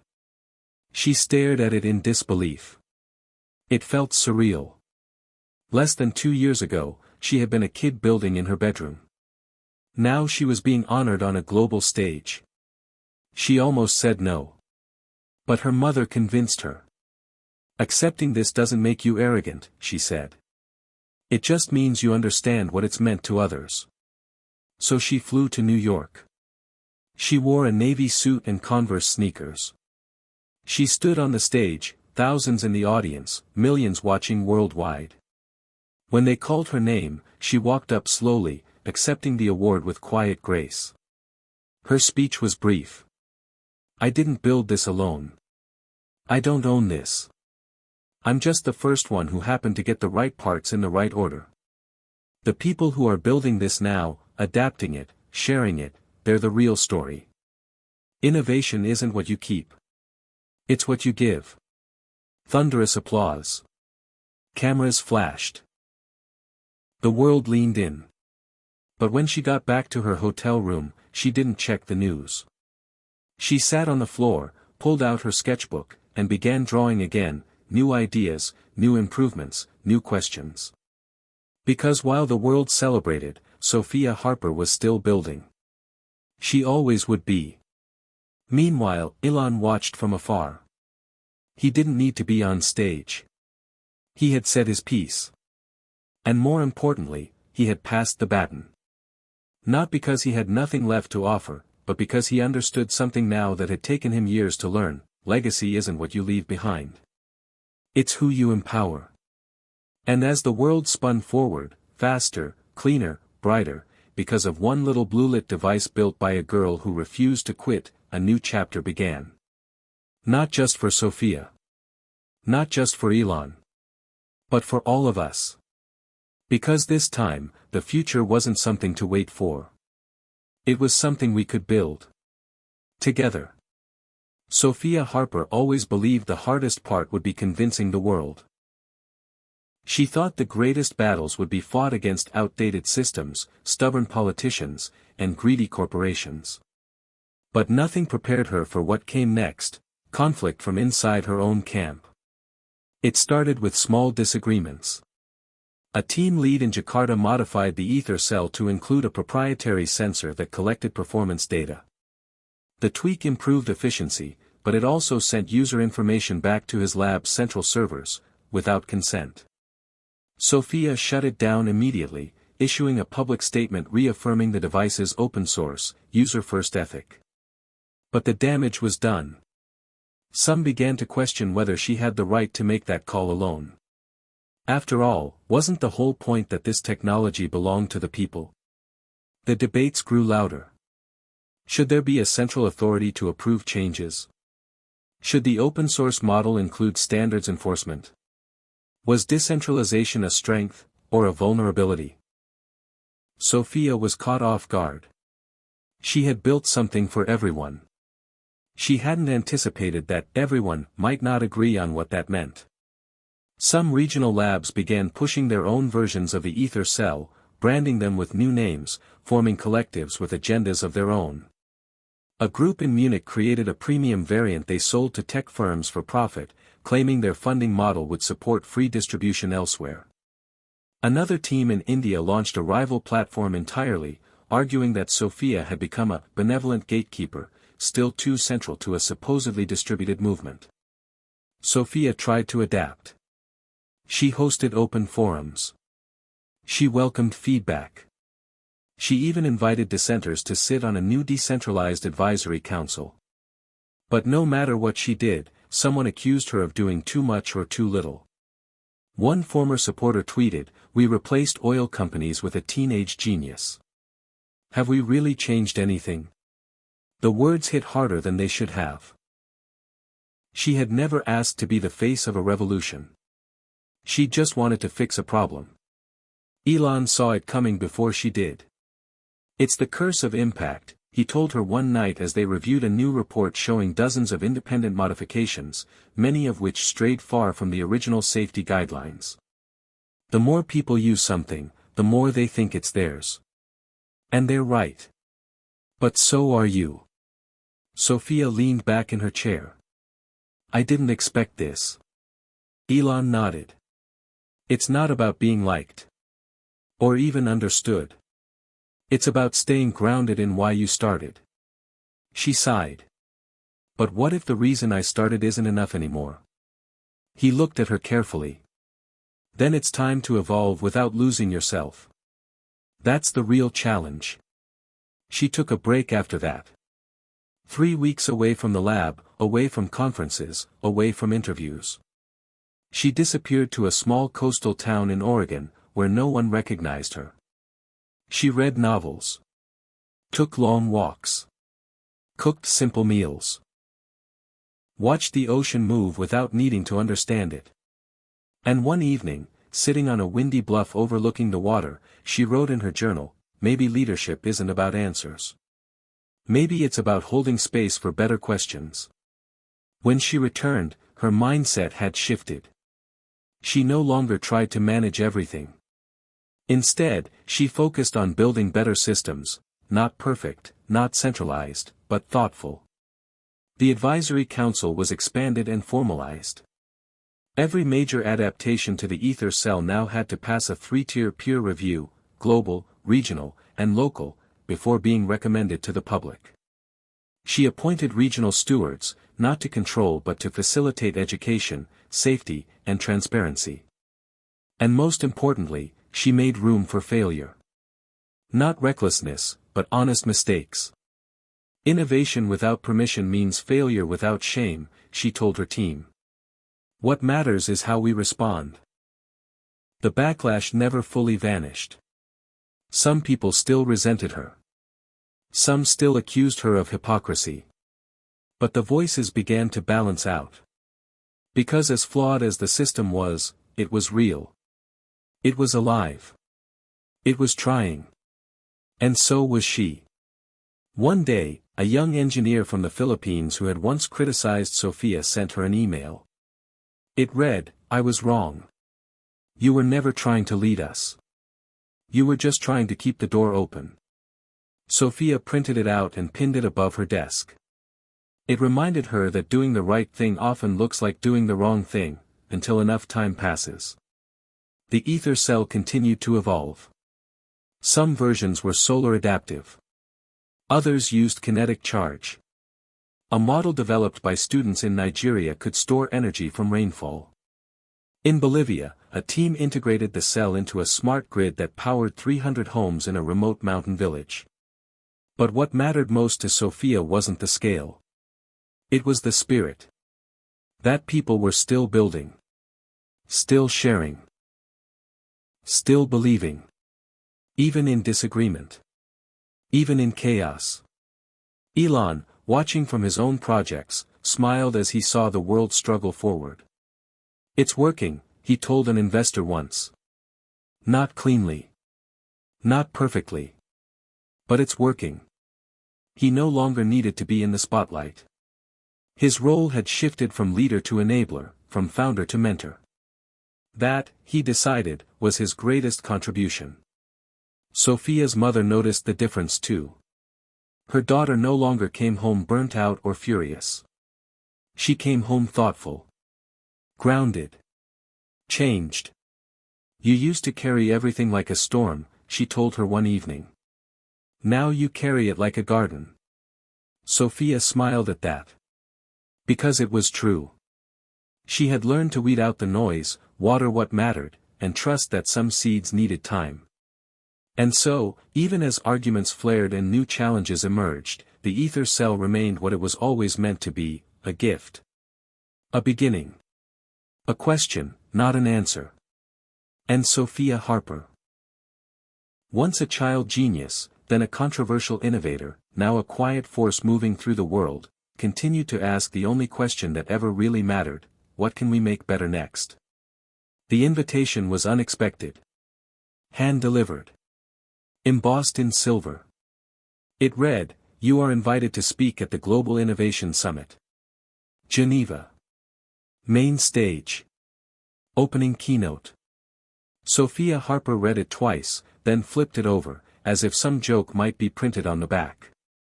She was used to speaking now, had done so across continents, in languages she didn't even speak fluently, relying on translators and real-time captions, but this was different. The summit wasn't a tech conference. It wasn't a youth panel. It was the event. Billionaires, heads of state, Nobel laureates, old-guard inventors whose names were carved into textbooks. This wasn't about sharing an idea. It was about being accepted as one of them. She hadn't decided if she even wanted that. But Elon told her, "This is your story, Sophia. You don't need their permission, but it's worth telling it where the walls echo." So she went. Geneva in winter was wrapped in white and silver, the air crisp, the streets strangely quiet. Sophia arrived at the venue flanked by security, not for her safety, but for crowd control. Outside, kids held up posters of her face next to ether cell diagrams. Inside, her name topped the program booklet, above heads far more famous and far more powerful. Backstage, she met some of them. Gray-haired scientists who'd spent their lives in labs. CEOs with smooth handshakes and practiced praise. One former president. A tech titan who'd once publicly criticized her approach but now smiled like an old friend. She didn't feel intimidated. She felt observed. Like a subject under glass. Her keynote began at 10 a.m. sharp. She stepped into the spotlight, the stage beneath her vast and clean, the audience dark beyond the rows of lights. She wore a black suit. No makeup. No notes. She began with a story. 5 years ago, she said, I was building heat sensors in my garage, getting bullied at school, and eating cereal for dinner because my mom was working late shifts to pay the power bill. No sound. Not even a cough. I didn't think about disruption or scaling. I just wanted the light to stay on. She lifted a small, original ether cell from the podium. I didn't build this to start a revolution. But revolutions start themselves when enough people are tired of the dark. The silence cracked into applause. She continued. Not boastfully, but clearly, calmly, with data and images, with faces of the children using her tech in war zones, in drought zones, in classrooms where electricity had once been a rumor. She showed the modified versions from dozens of countries. She showed the mistakes and the fixes. Innovation doesn't come from perfection, she said. It comes from stubbornness. From empathy. From listening to the people who are never invited to summits like this. More applause. Some of it nervous. Some of it stunned. At the end, she offered no dramatic vision. No moonshot. Just this, we already know how to make things better. The question is whether we'll let each other try. She walked off stage to a standing ovation. Not everyone stood. But enough did. Afterward, the real summit began, not in panel rooms, but in the conversations that followed her. In the crowded hallway where a Japanese robotics pioneer cornered her with questions about microgrid resilience. In the cafe where two African ministers invited her to help train girls in STEM at scale. In the quiet moment where one oil executive whispered, "You've changed everything." I'm not sure that's a compliment. She just smiled. It wasn't meant to be. But the most significant meeting happened that evening, in a private lounge at the top of the hotel. She had been invited by the summit board. A dozen powerful people in tailored suits, sipping wine, politely watching her as she entered. At the center sat a man named Victor de Sal, a French-Canadian magnate who had once been dubbed the King of Energy by Fortune magazine. He owned stakes in lithium, solar, nuclear, wind, oil, and gas. He greeted her with a handshake so firm it bordered on theatrical. "We wanted to talk, Miss Harper," he said. "Off the record." She nodded. "Saturday." Waited. Victor leaned forward. "What you've built is incredible. But it's also uncontrolled. Unlicensed. Borderline rogue." She blinked. "It's open source." "Yes," he said, almost sadly. "And that's the problem. You've made yourself indispensable. But also unmanageable." Sophia said nothing. Let him keep talking. "We're proposing a new model," he said. "A central consortium. You would lead it, of course. We'd help you regulate, distribute, fund. In return, there'd be oversight. A structure. A proper chain of accountability." Another board member chimed in. "Think of it like the Red Cross. Still humanitarian. But stable." Sophia sat still, then leaned back slowly. "So, you want to turn the ether cell into a brand?" "Not just a brand," Victor said. "A legacy. One that lasts." She stared at him, then at the others. All older. All composed. All certain. "You think my legacy needs your permission?" Silence. Then Victor smiled. "No. We think it needs our protection." Sophia stood. Straightened her sleeves. "The ether cell doesn't need to last forever. It just needs to light the path for whatever comes next." Then she walked out. The next day, she turned down the offer publicly. Not with outrage. Not with drama. Just a clear, published statement. "Good ideas don't belong in cages," she wrote. "I'm not interested in making the ether cell safer for systems that never wanted it to exist in the first place. I'm interested in making systems obsolete." The response was electric. Headlines. Endorsements. Backlash. Praise. Panic. But she didn't care. She had said what needed to be said. The summit closed with its usual ceremony.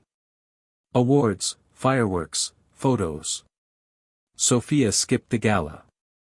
She took a late train out of Geneva, riding alone, headphones in, hoodie pulled tight. She stared out the window as the snowy countryside passed, quiet and endless.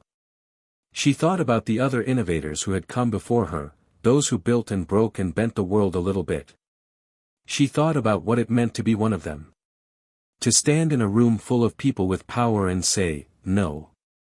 And then, she opened her laptop and began sketching something new. Not because the world needed it right now. Not because anyone had asked. But because the future was still waiting. And she wasn't done shaping it. Not even close. Sophia didn't see the message until 2 a.m. She had just finished prototyping a thermal induction add-on for a modular ether cell variant meant for mountaineering survival kits. The lab was dark, silent except for the quiet whir of machines in standby. Her phone buzzed. At first, she ignored it.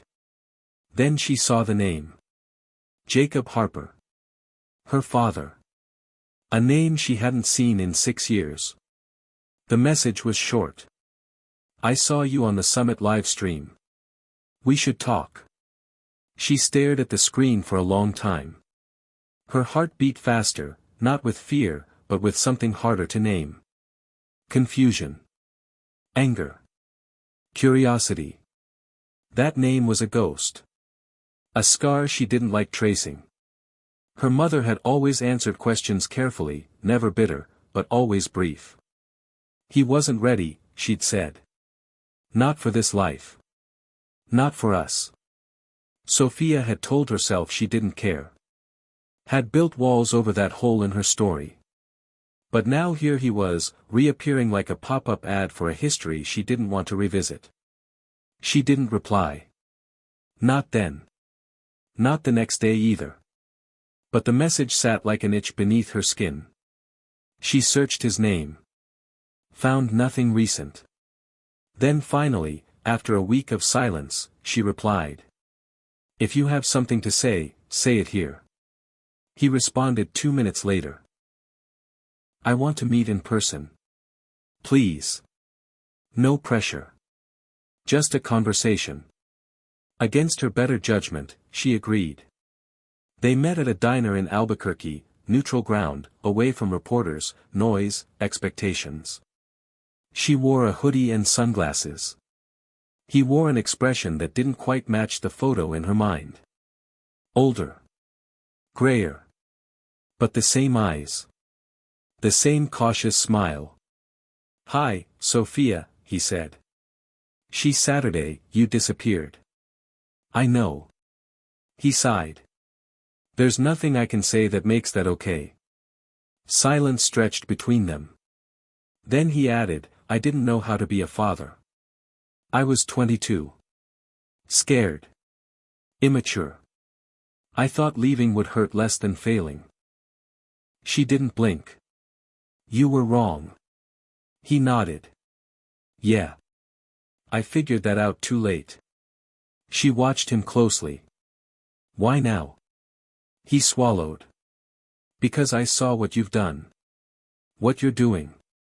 And it made me realize that if I ever wanted to make peace with the past, I needed to stop pretending it wasn't mine too.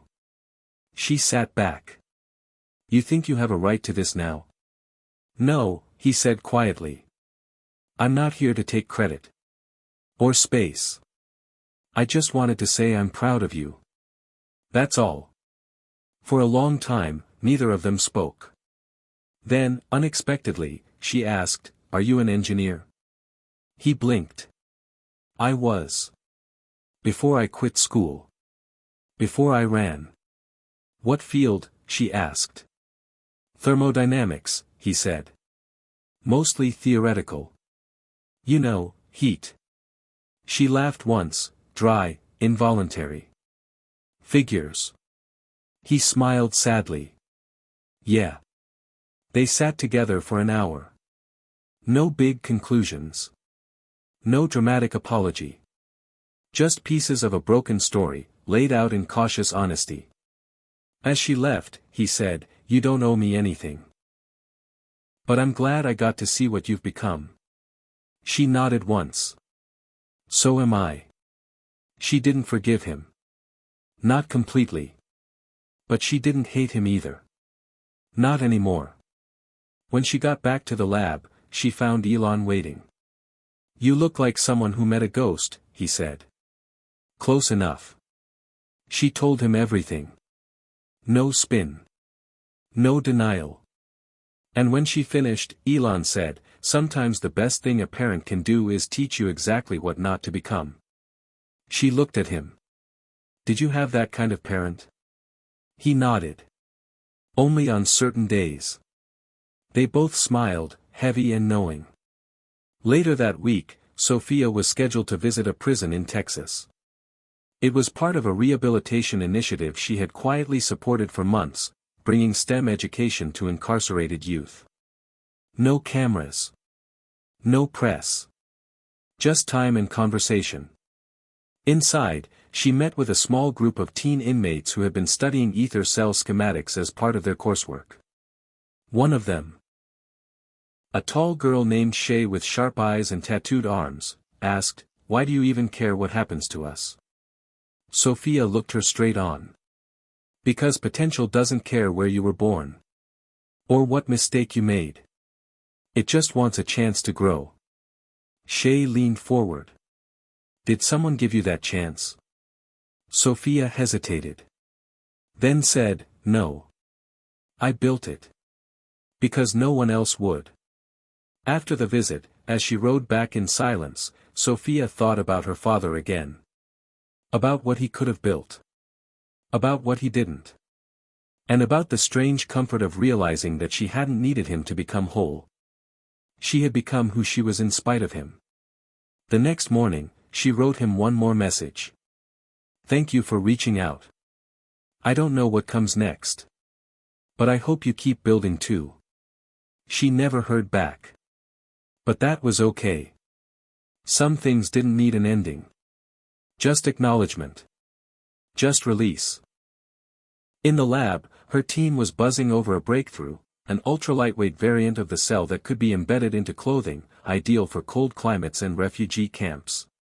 Sophia jumped in, sleeves rolled, mind clear. The future called. It always did. But now she carried the past with her, not as a burden, but as a blueprint. A reminder of the absences that shaped her, and the choices that would define her. Because every genius is born from something broken. And every light, no matter how brilliant, casts a shadow. It started with a glitch in a village outside Lima. A medical outpost lost power in the middle of the night. The ether cell installed there, standard Model 7, thermal adaptive, flashed red once, then shut down. The backup didn't trigger. The next morning, a child with a respiratory illness died. The local engineer flagged the malfunction in the global bug tracker, tagging it low priority, unusual thermal response. Possibly environmental. Sophia saw the entry, paused on it longer than usual, and marked it for immediate replication testing. No panic. Just caution. 2 days later, 3 more similar reports came in: rural Ghana, outskirts of Ho Chi Minh City, a mobile field station in Croatia. Same pattern. Low temperature anomalies. Sudden shutdown. No restart. Sophia brought in 2 senior field analysts and a thermoelectric specialist. They reverse engineered the last firmware update. Nothing obvious. No malicious code. No memory overflow. But the logs showed something strange: a spike in inverse thermal voltage. Energy was being fed backward into the matrix.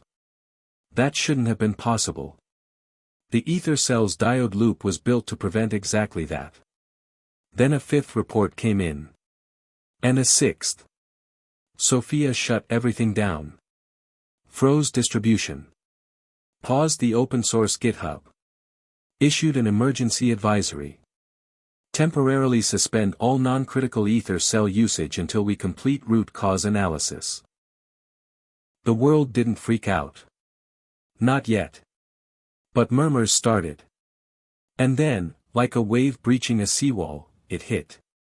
An entire school in Malaysia lost power. Food supplies in a Syrian camp spoiled after 5 units failed in the same hour. A renewable-powered border hospital went dark mid-surgery. Suddenly, silence was deadly. Sophia didn't sleep for 48 hours. Neither did her team. Elon flew in, unannounced, just walked into the lab with a backpack and no entourage. "What's the real story?" he asked. She looked exhausted. "We don't know. The systems are behaving like they're being reversed." Elon frowned. "That's not entropy. That's interference." They started testing signal capture. Deep firmware inspection. They brought in cryptographic analysts to rule out a cyber attack. Then someone on the Zurich team pinged them, a trace of unauthorized firmware patches, just a few bytes, hidden deep in the core loop of the modified Malaysian firmware. Sloppy. But clearly intentional. The realization spread slowly through the room. Someone had sabotaged the ether cell network. Not through brute force. Not through politics. Through trust. Through the very openness that had made the system resilient. It was betrayal, coded in silence. Sophia paced for 10 full minutes before stopping cold.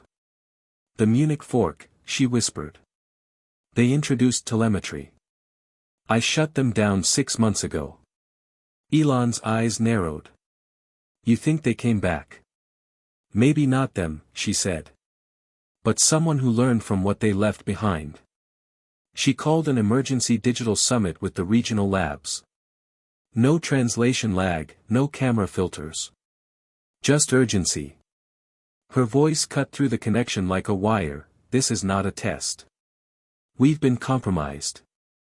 We don't know how deep it goes. I need every node to isolate and audit, no assumptions, no shortcuts. This isn't about pride. This is about life. Most responded quickly. But not all. Some labs had drifted. Some refused to admit their code had been altered. The decentralized dream was now its greatest vulnerability. Within a day, the sabotage was traced to a rogue engineer from a now-defunct lab in Istanbul. He had taken modified code from a failed proprietary fork and embedded a feedback loop that created localized heat sinks, basically causing the ether cell to drain itself when it encountered specific temperature thresholds. Intentional design collapse. Sophia released a statement. Calm. Direct. Devastating. The ether cell is being manipulated. Not by one country. Not by one ideology. But by the kind of fear that sees shared power as a threat. She recalled all modified units from affected regions. Rolled out a temporary firmware override. But trust had already fractured. The media ran wild. Has the ether cell failed? Sabotage in a decentralized world. Too much power in too many hands. For the first time in years, Sophia saw her name dragged not with admiration, but with suspicion. Anonymous blogs called her the architect of a failed utopia. One op-ed accused her of technological naivety masquerading as genius. Her mother turned off the news. Her friends tightened their circles. Elon stood by her, unflinching. They always want a messiah, he said. Until the miracle gets messy. Sophia didn't flinch either. She went back into the lab and rewrote the firmware herself. No AI assistant. No autocompiler. Just her. Every line.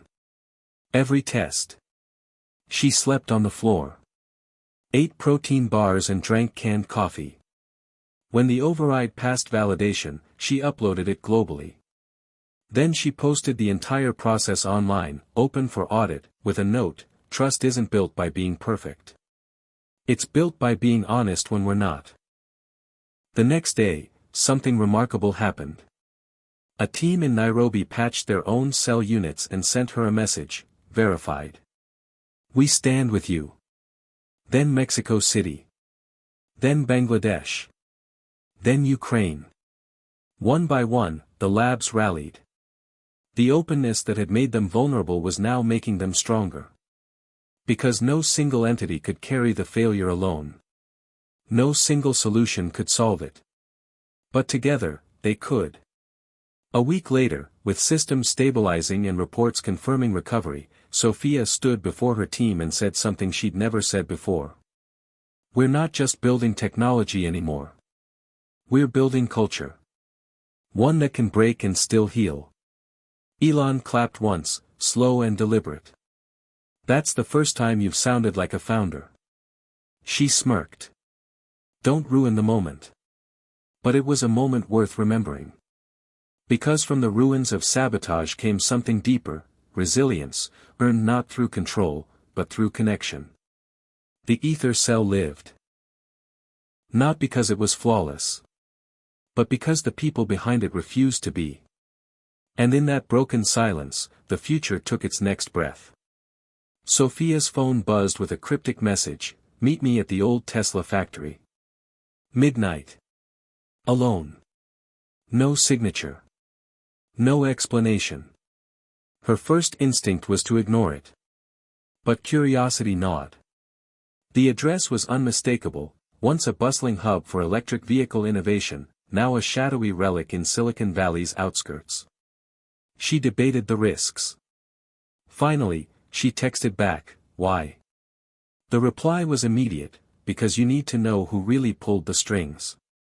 That night, wrapped in a dark jacket, Sophia slipped past rusted gates and cracked pavement, her footsteps echoing in the vast, empty factory floor. A lone figure waited beneath a flickering overhead light, a man in his early 40s, sharp-featured, with eyes that had seen too much. "You're late," he said, voice low but not unfriendly.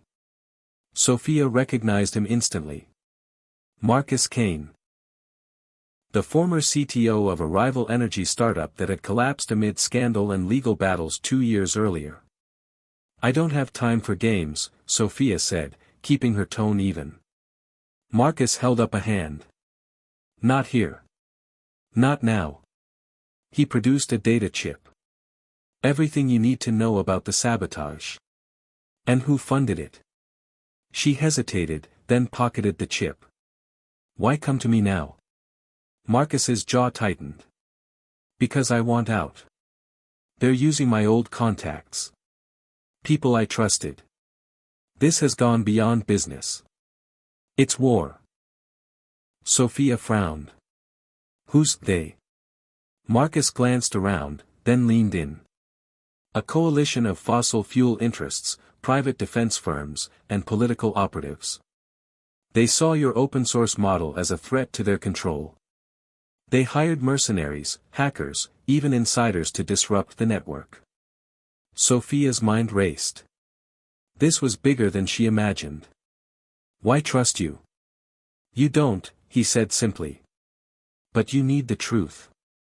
They spent hours piecing together a hidden web of influence: shell companies funneling money, cyber attacks timed with political upheavals, fake news campaigns aimed at undermining public confidence.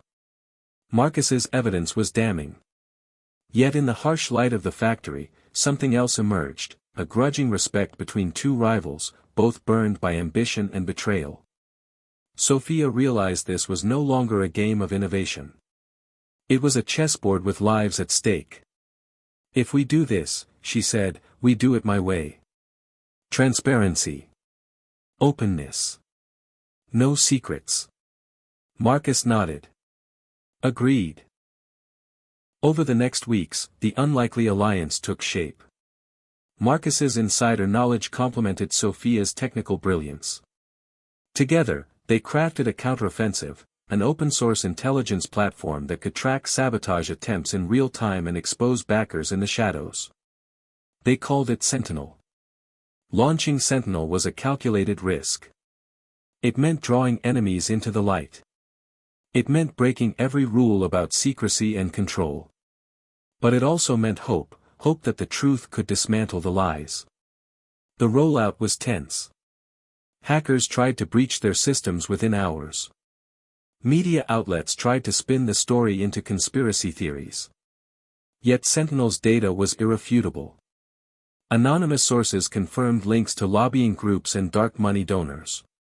Governments launched investigations. Public support rallied behind Sophia and Marcus. Despite their differences, the partnership grew stronger. Marcus admired Sophia's unwavering idealism. Sophia appreciated Marcus's strategic mind. They met often, sometimes heated, sometimes silent, always with the same goal: to protect the fragile light they had built. One evening, after a successful press conference exposing a major sabotage ring, Sophia found herself alone with Marcus watching the city lights from her rooftop. The tension eased. "You ever think about what it would have been like if we'd met earlier?" she asked. Marcus smiled wistfully. Maybe we'd have changed the world faster. Or maybe we'd have burned out even quicker. Sophia laughed softly. At least we're here now. Marcus nodded. Yeah. Here. Together. But even as their alliance solidified, new threats loomed, powers that saw their combined force as a dangerous disruption. And Sophia knew that the hardest battles were yet to come. Because when enemies become partners, the real challenge isn't winning the fight, it's knowing who to trust when the war gets personal. The press conference was packed. Cameras flashed. The world waited. Sophia stood at the podium, her heart steady but pounding. Beside her, Marcus Kane, once an adversary, now a partner in this fight, nodded solemnly. The story they were about to reveal was more than a scandal. It was a reckoning. For months, they had gathered evidence, built alliances, and prepared for this moment. The sabotage was only a symptom of a deeper, more sinister threat. Sophia began. What we faced was not just an attack on technology.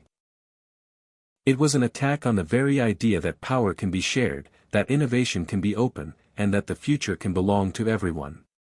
She held up a small device, the ether cell prototype, upgraded and more resilient than ever. This is not just a battery. It's a symbol. A promise. The evidence they revealed stunned the audience. They detailed how fossil fuel conglomerates, rogue intelligence operatives, and corrupt officials colluded to sabotage the ether cell network. How misinformation campaigns had spread doubt. How trusted allies had turned against them. But most shocking was the proof of internal betrayal, some engineers and researchers who had sold secrets for money, blinded by greed or fear. The room was silent. Then questions flooded in. The media pressed for answers on accountability, on security, on the future of open technology. Sophia answered with clarity, acknowledging the failures but emphasizing the strength of their response. We are rebuilding. Not behind closed doors, but in the light. With transparency, with collaboration, with vigilance. Marcus added, this fight is far from over. But the movement to democratize energy, knowledge, and opportunity is unstoppable. After the conference, Sophia found a moment alone on the rooftop, looking out over the city, the same city that had once been her battleground, now a place of possibility. Elon joined her quietly.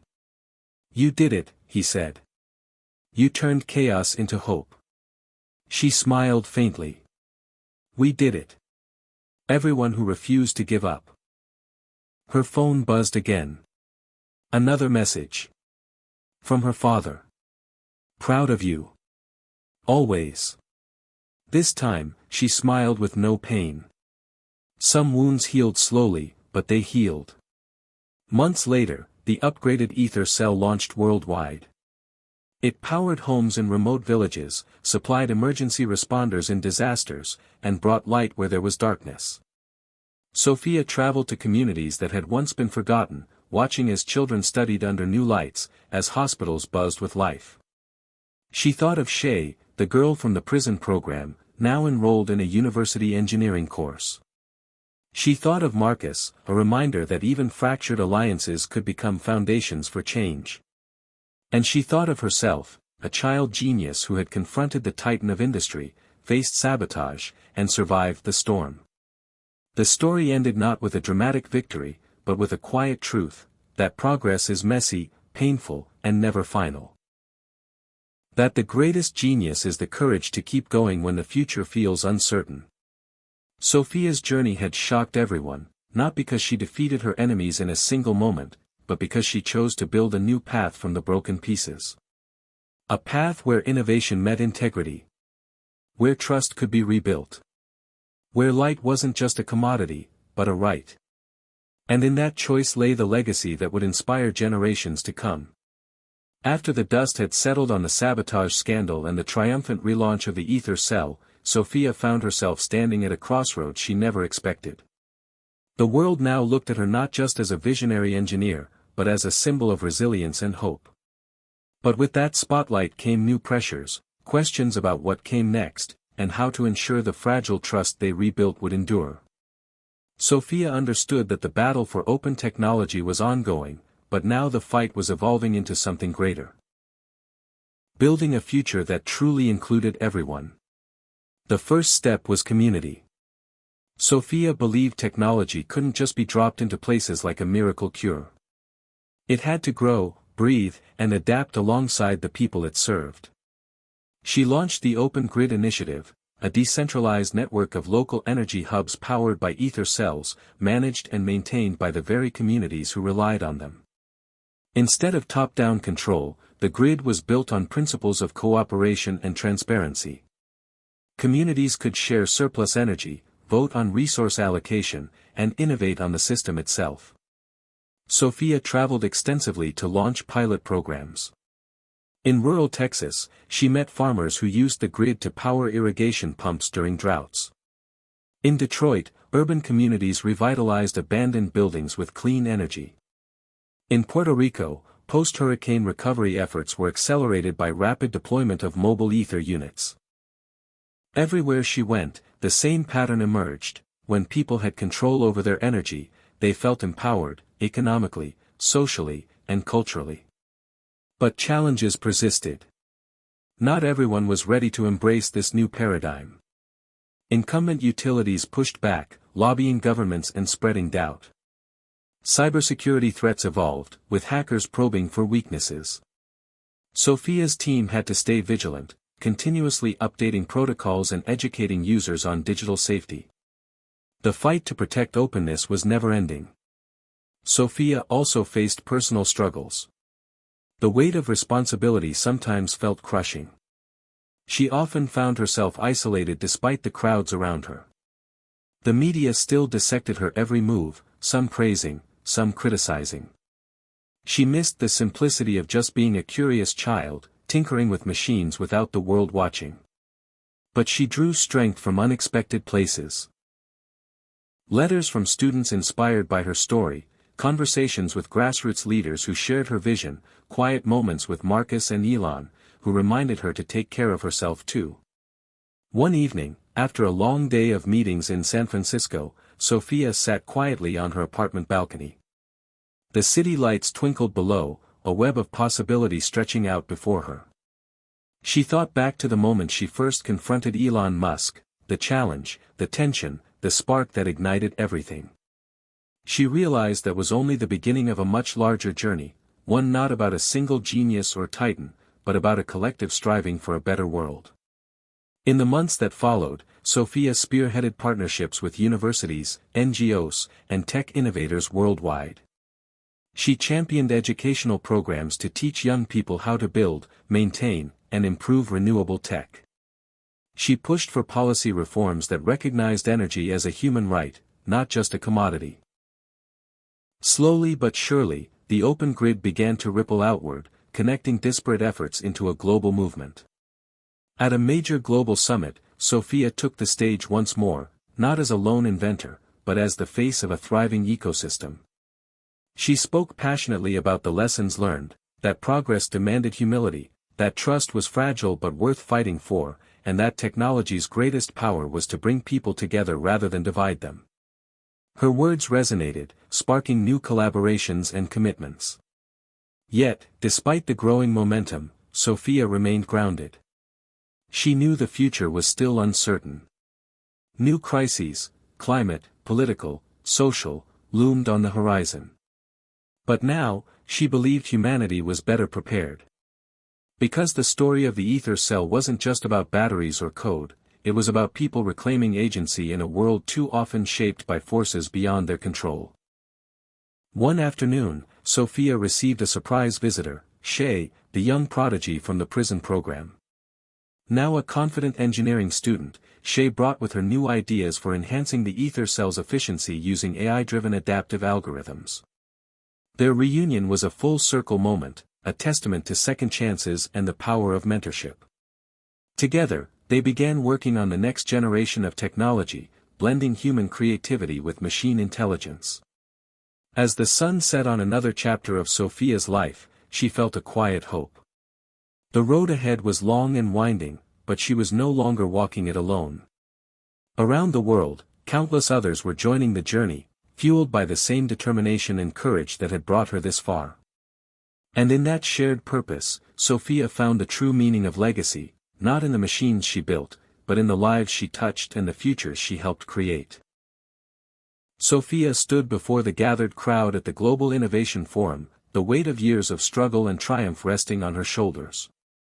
The room was filled with the brightest minds, policymakers, journalists, and activists, everyone eager for answers, for hope, for the future. The last 2 decades had been a roller coaster of breakthroughs, betrayals, and bold reinvention. Tonight, she was ready to share the ultimate truth, something she had kept guarded until now. The journey had started with the ether cell, an invention born from desperation and genius, challenged by sabotage and shadowy forces. But beyond the technology was a story of human will, flawed, beautiful, complicated. Sophia took a deep breath and began. When I first confronted Elon Musk, I thought it was a battle of ideas, innovation, and ego. But what I discovered was far more complex. It was about power, how it's wielded, shared, and sometimes stolen. She revealed a hidden piece of the puzzle no one had suspected. An encrypted ledger discovered deep within the ether cell software. It wasn't just a record of energy usage or supply chains, it was a map of influence. The ledger contained communications and transactions linking not just rival companies, but governments, secretive organizations, and even individuals with stakes in maintaining the old energy order. Sophia's voice faltered for a moment. This ledger exposed a global network working tirelessly to suppress clean energy technologies. The sabotage we faced was a symptom of that larger system. But here's the key, this system is not invincible. The crowd leaned in. She continued, our challenge isn't just about building better batteries or smarter grids. It's about dismantling the structures that prevent equitable access to energy and opportunity. And it's about ensuring transparency at every level. She described how the Open Grid initiative had integrated this ledger into its transparency platform, enabling communities worldwide to trace the origins of their energy and hold corporations and governments accountable. The reaction was electric, gasps, murmurs, and nods of recognition. This was more than technology, it was a blueprint for systemic change. Later, Sophia stepped aside to answer questions. A young journalist asked, with so much opposition, how did you keep going? Sophia smiled softly. Because I wasn't alone.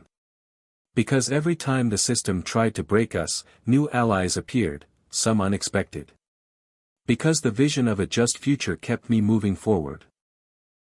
Marcus Kane, standing nearby, chimed in, and because the fight for truth is the most powerful force of all. The revelation sent shockwaves across media and governments. Investigations launched, whistleblowers came forward, and policies shifted. Yet, Sophia remained focused on the bigger picture, empowering individuals to take control of their energy futures and, in turn, their lives. In the weeks following the forum, Sophia returned to her roots, visiting schools and communities, sharing her story not as a legend but as a reminder that anyone could spark change. She mentored young innovators, encouraging them to challenge conventions and think boldly. One evening, at a small gathering, Elon Musk approached her quietly. You changed the game, he said, genuine respect in his eyes. I underestimated what open collaboration could achieve. Sophia nodded. It's not about competition anymore. It's about building together. As the world adjusted to the new reality Sophia helped create, she knew the path ahead was still uncertain. But in that uncertainty lay hope, the hope that the mistakes of the past wouldn't be repeated, that technology would serve humanity, not the other way around. Sophia looked to the horizon, the glow of city lights mingling with the stars. The story of the child genius who confronted a titan had become a saga of collective resilience. And as she smiled, she understood the ultimate truth, the future was not written by one, but by all who dared to dream and act. Sophia had always believed that innovation was more than just invention, it was a mindset, a way of life. After the revelations at the Global Innovation Forum and the seismic shifts that followed, she found herself at the forefront of a movement that transcended technology. It was a movement about redefining how society approached progress, responsibility, and collaboration. But even with the victories behind her, the road ahead was uncharted and full of challenges that would test her resolve in ways she never imagined. The Open Grid initiative had blossomed into a global network, connecting communities from the bustling streets of New York to remote villages in sub-Saharan Africa. But Sophia knew that scaling such a system wasn't merely about hardware or software, it was about culture and trust. To truly succeed, the movement had to inspire a new generation of leaders, those who saw innovation as a tool for equity, sustainability, and shared prosperity. At the heart of this vision was education. Sophia partnered with universities, tech hubs, and grassroots organizations to launch the Innovation for All program, a series of workshops and courses designed to teach young people not only how to build and maintain renewable technologies but also how to navigate the ethical and social complexities of modern innovation. The program emphasized interdisciplinary thinking, blending engineering with social sciences, economics, and environmental studies. During a visit to a community college in Ohio, Sophia met Jasmine, a young woman whose curiosity and drive reminded her of herself at that age. Jasmine had grown up in a small town hit hard by the decline of the coal industry. "I want to build something that lasts," Jasmine told Sophia, "something that helps people like my family." Sophia saw in Jasmine the spark that fueled the entire movement, a desire to create a future where no one was left behind. But even as the movement gained momentum, new tensions arose. Some critics argued that the decentralized model of the open grid lacked the efficiency and reliability of traditional energy systems. Lobbyists pushed back, citing regulatory challenges and costs. International politics complicated efforts to create global standards. Sophia knew these were real hurdles, not just ideological battles. The future she envisioned required patience, compromise, and relentless innovation. In response, Sophia's team launched a series of pilot projects focused on resilience and adaptability. One such project was in the aftermath of a massive earthquake in Chile, where local grids had been devastated. Using modular ether cells, emergency response teams quickly restored power to hospitals, communication centers, and shelters. The project demonstrated how decentralized energy could not only support daily life but also save lives in crises. Sophia's work also attracted new allies in unexpected places. Tech entrepreneurs from emerging markets, environmental activists, indigenous leaders, all brought perspectives and solutions that enriched the movement. Sophia learned to listen more deeply, understanding that the future belonged to those who embraced diversity of thought and experience. At the same time, Sophia faced personal growth. The intensity of her work had taken a toll. Relationships strained, moments of doubt surfaced. But through it all, she found balance in small things, early morning runs, time with Shay and Marcus, quiet nights with a good book. She realized that innovation wasn't just about grand gestures but also about sustaining oneself through the journey. One milestone came when the United Nations recognized the Open Grid initiative as a model for sustainable development. Sophia delivered a keynote address, emphasizing the interconnectedness of energy, education, and empowerment. "We are not just building infrastructure," she said. "We are building communities, opportunities, and futures." Her speech resonated globally, sparking new funding and partnerships. But Sophia remained clear-eyed. The systemic change they sought was complex and ongoing. She often recalled the early days, the sabotage attempts, the betrayals, and the moments when hope seemed fragile. Those experiences grounded her, reminding her that progress required resilience and grace under pressure. As she prepared for a panel discussion on the future of technology and society, Sophia reflected on how far she had come. From a young child genius challenging an industry titan to a leader shaping a global movement, her journey had been anything but linear. But it was precisely this unpredictability that made the story worth telling, a story of courage, collaboration, and the relentless pursuit of a better tomorrow. Looking ahead, Sophia envisioned a world where energy was abundant and clean, where technology amplified human potential rather than replacing it, and where innovation was a shared responsibility. It was a vision born from conflict and challenge but sustained by hope and community. As the panel began and the room filled with eager minds and open hearts, Sophia smiled. The future was no longer a distant dream, it was unfolding here and now, shaped by all who dared to step beyond the horizon. Sophia had long understood that true innovation was rarely a solitary achievement. It was a force that rippled outward, touching lives and reshaping communities in unexpected ways. After years of tireless work building the Open Grid initiative and expanding access to clean energy, she began to witness a new phenomenon, the ripple effect. What started as a single spark, the idea that energy should be free and accessible, had ignited countless others, inspiring movements far beyond her immediate reach. From the bustling tech hubs of Silicon Valley to rural villages in Southeast Asia, the principles of openness and collaboration were taking root. Local entrepreneurs were adapting ether cell technology to solve problems specific to their communities, from powering schools in remote mountain regions to providing clean water through solar-powered pumps in arid lands. These adaptations showcased not only the versatility of the technology but also the ingenuity of people empowered to innovate on their own terms. One story that particularly touched Sophia came from a small town in Appalachia, where decades of economic decline had left many feeling forgotten. There, a group of former coal miners had banded together to create a cooperative energy project, using decentralized ether cells to power their homes and businesses. They called themselves the New Dawn Collective, and their success had sparked a wave of similar initiatives across the region. The transformation wasn't just economic. It was deeply personal. The miners spoke of reclaiming dignity and purpose, of healing wounds inflicted by years of hardship and neglect. Sophia made it a point to visit these communities whenever possible. She believed that leadership meant more than directing from afar, it meant walking alongside those whose lives her work affected. At one gathering, a young woman named Clara shared her story. Her family had struggled through energy bills that once consumed their income, but now, thanks to the Open Grid, they had financial breathing room and could focus on education and health. Clara's eyes shone with hope, and Sophia felt a profound sense of connection, a reminder of why the fight had mattered so much. But the ripple effect also brought new challenges. As the movement spread, so did the complexity of managing diverse needs, cultures, and expectations. Conflicts arose over resource allocation, governance, and technological standards.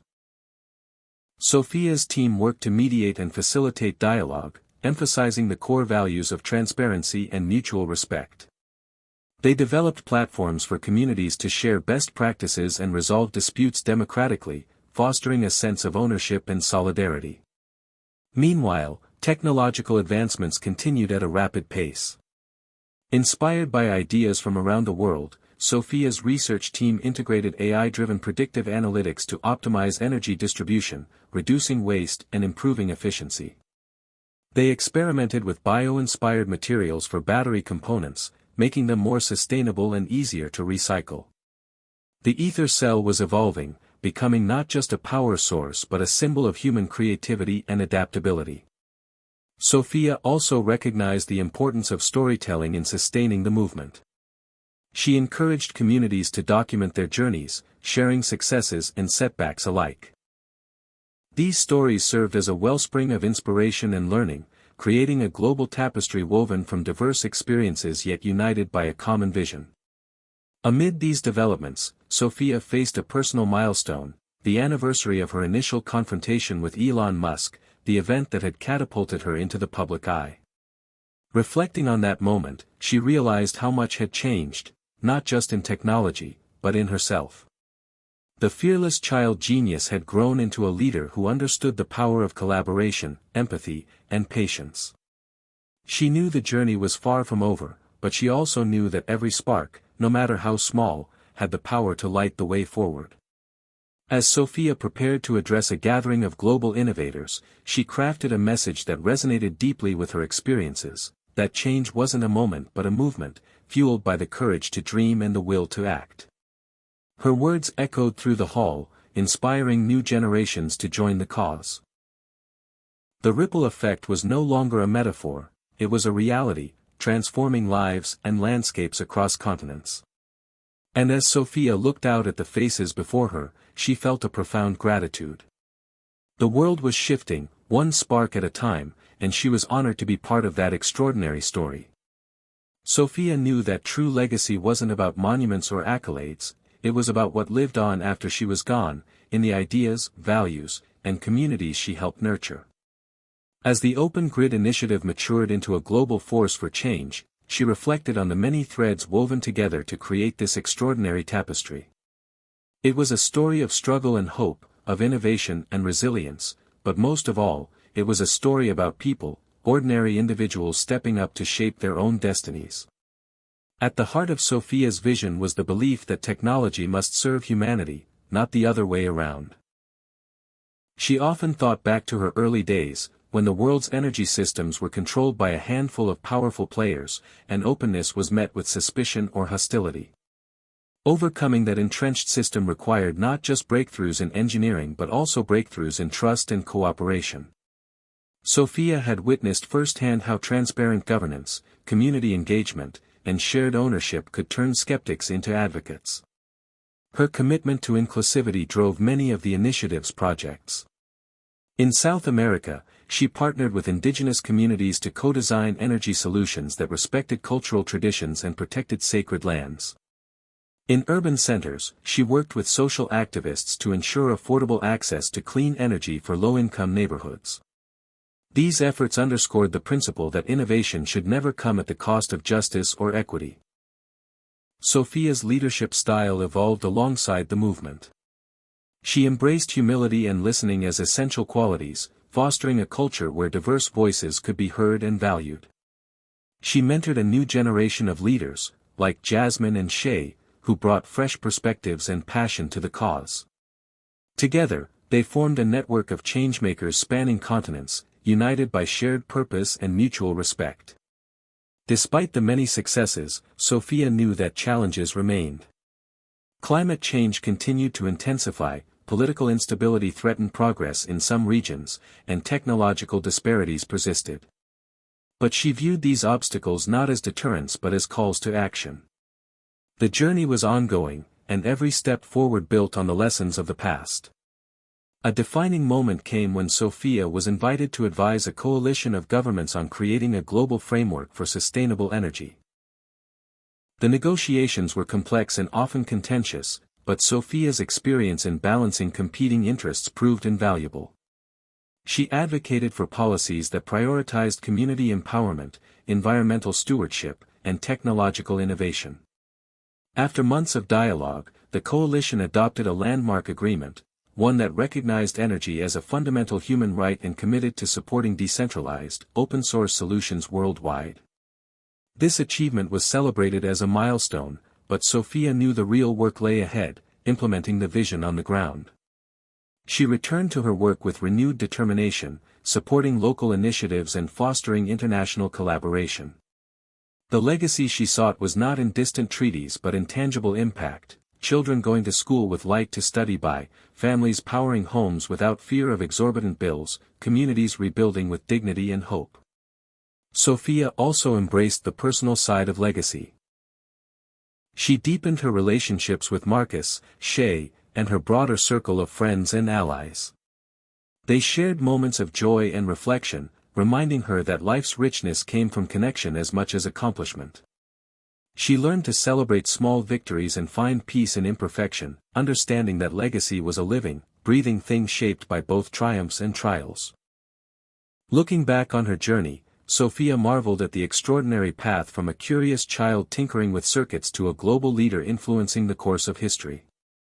The confrontation with Elon Musk, once a moment of tension and challenge, had set in motion a chain of events that transformed not only technology but the very fabric of society. That story, she realized, was only one chapter in a much larger narrative, one that continues to be written by every person who dares to innovate, to collaborate, and to hope. As Sophia stood before a new generation of innovators, speaking at a university commencement, she offered them this wisdom: your legacy is not what you build alone but what you build together. It's not about perfection but progress. And it's about the courage to keep moving forward, even when the path is uncertain. The applause echoed through the hall, a powerful affirmation of the movement's enduring spirit. Sophia smiled, knowing that the future was in good hands. The legacy was in motion, and together, they were building tomorrow today. Hit subscribe and leave a comment with where you're watching from. This story might just spark a new beginning. What's one thing that always pushes you forward, even when things get tough?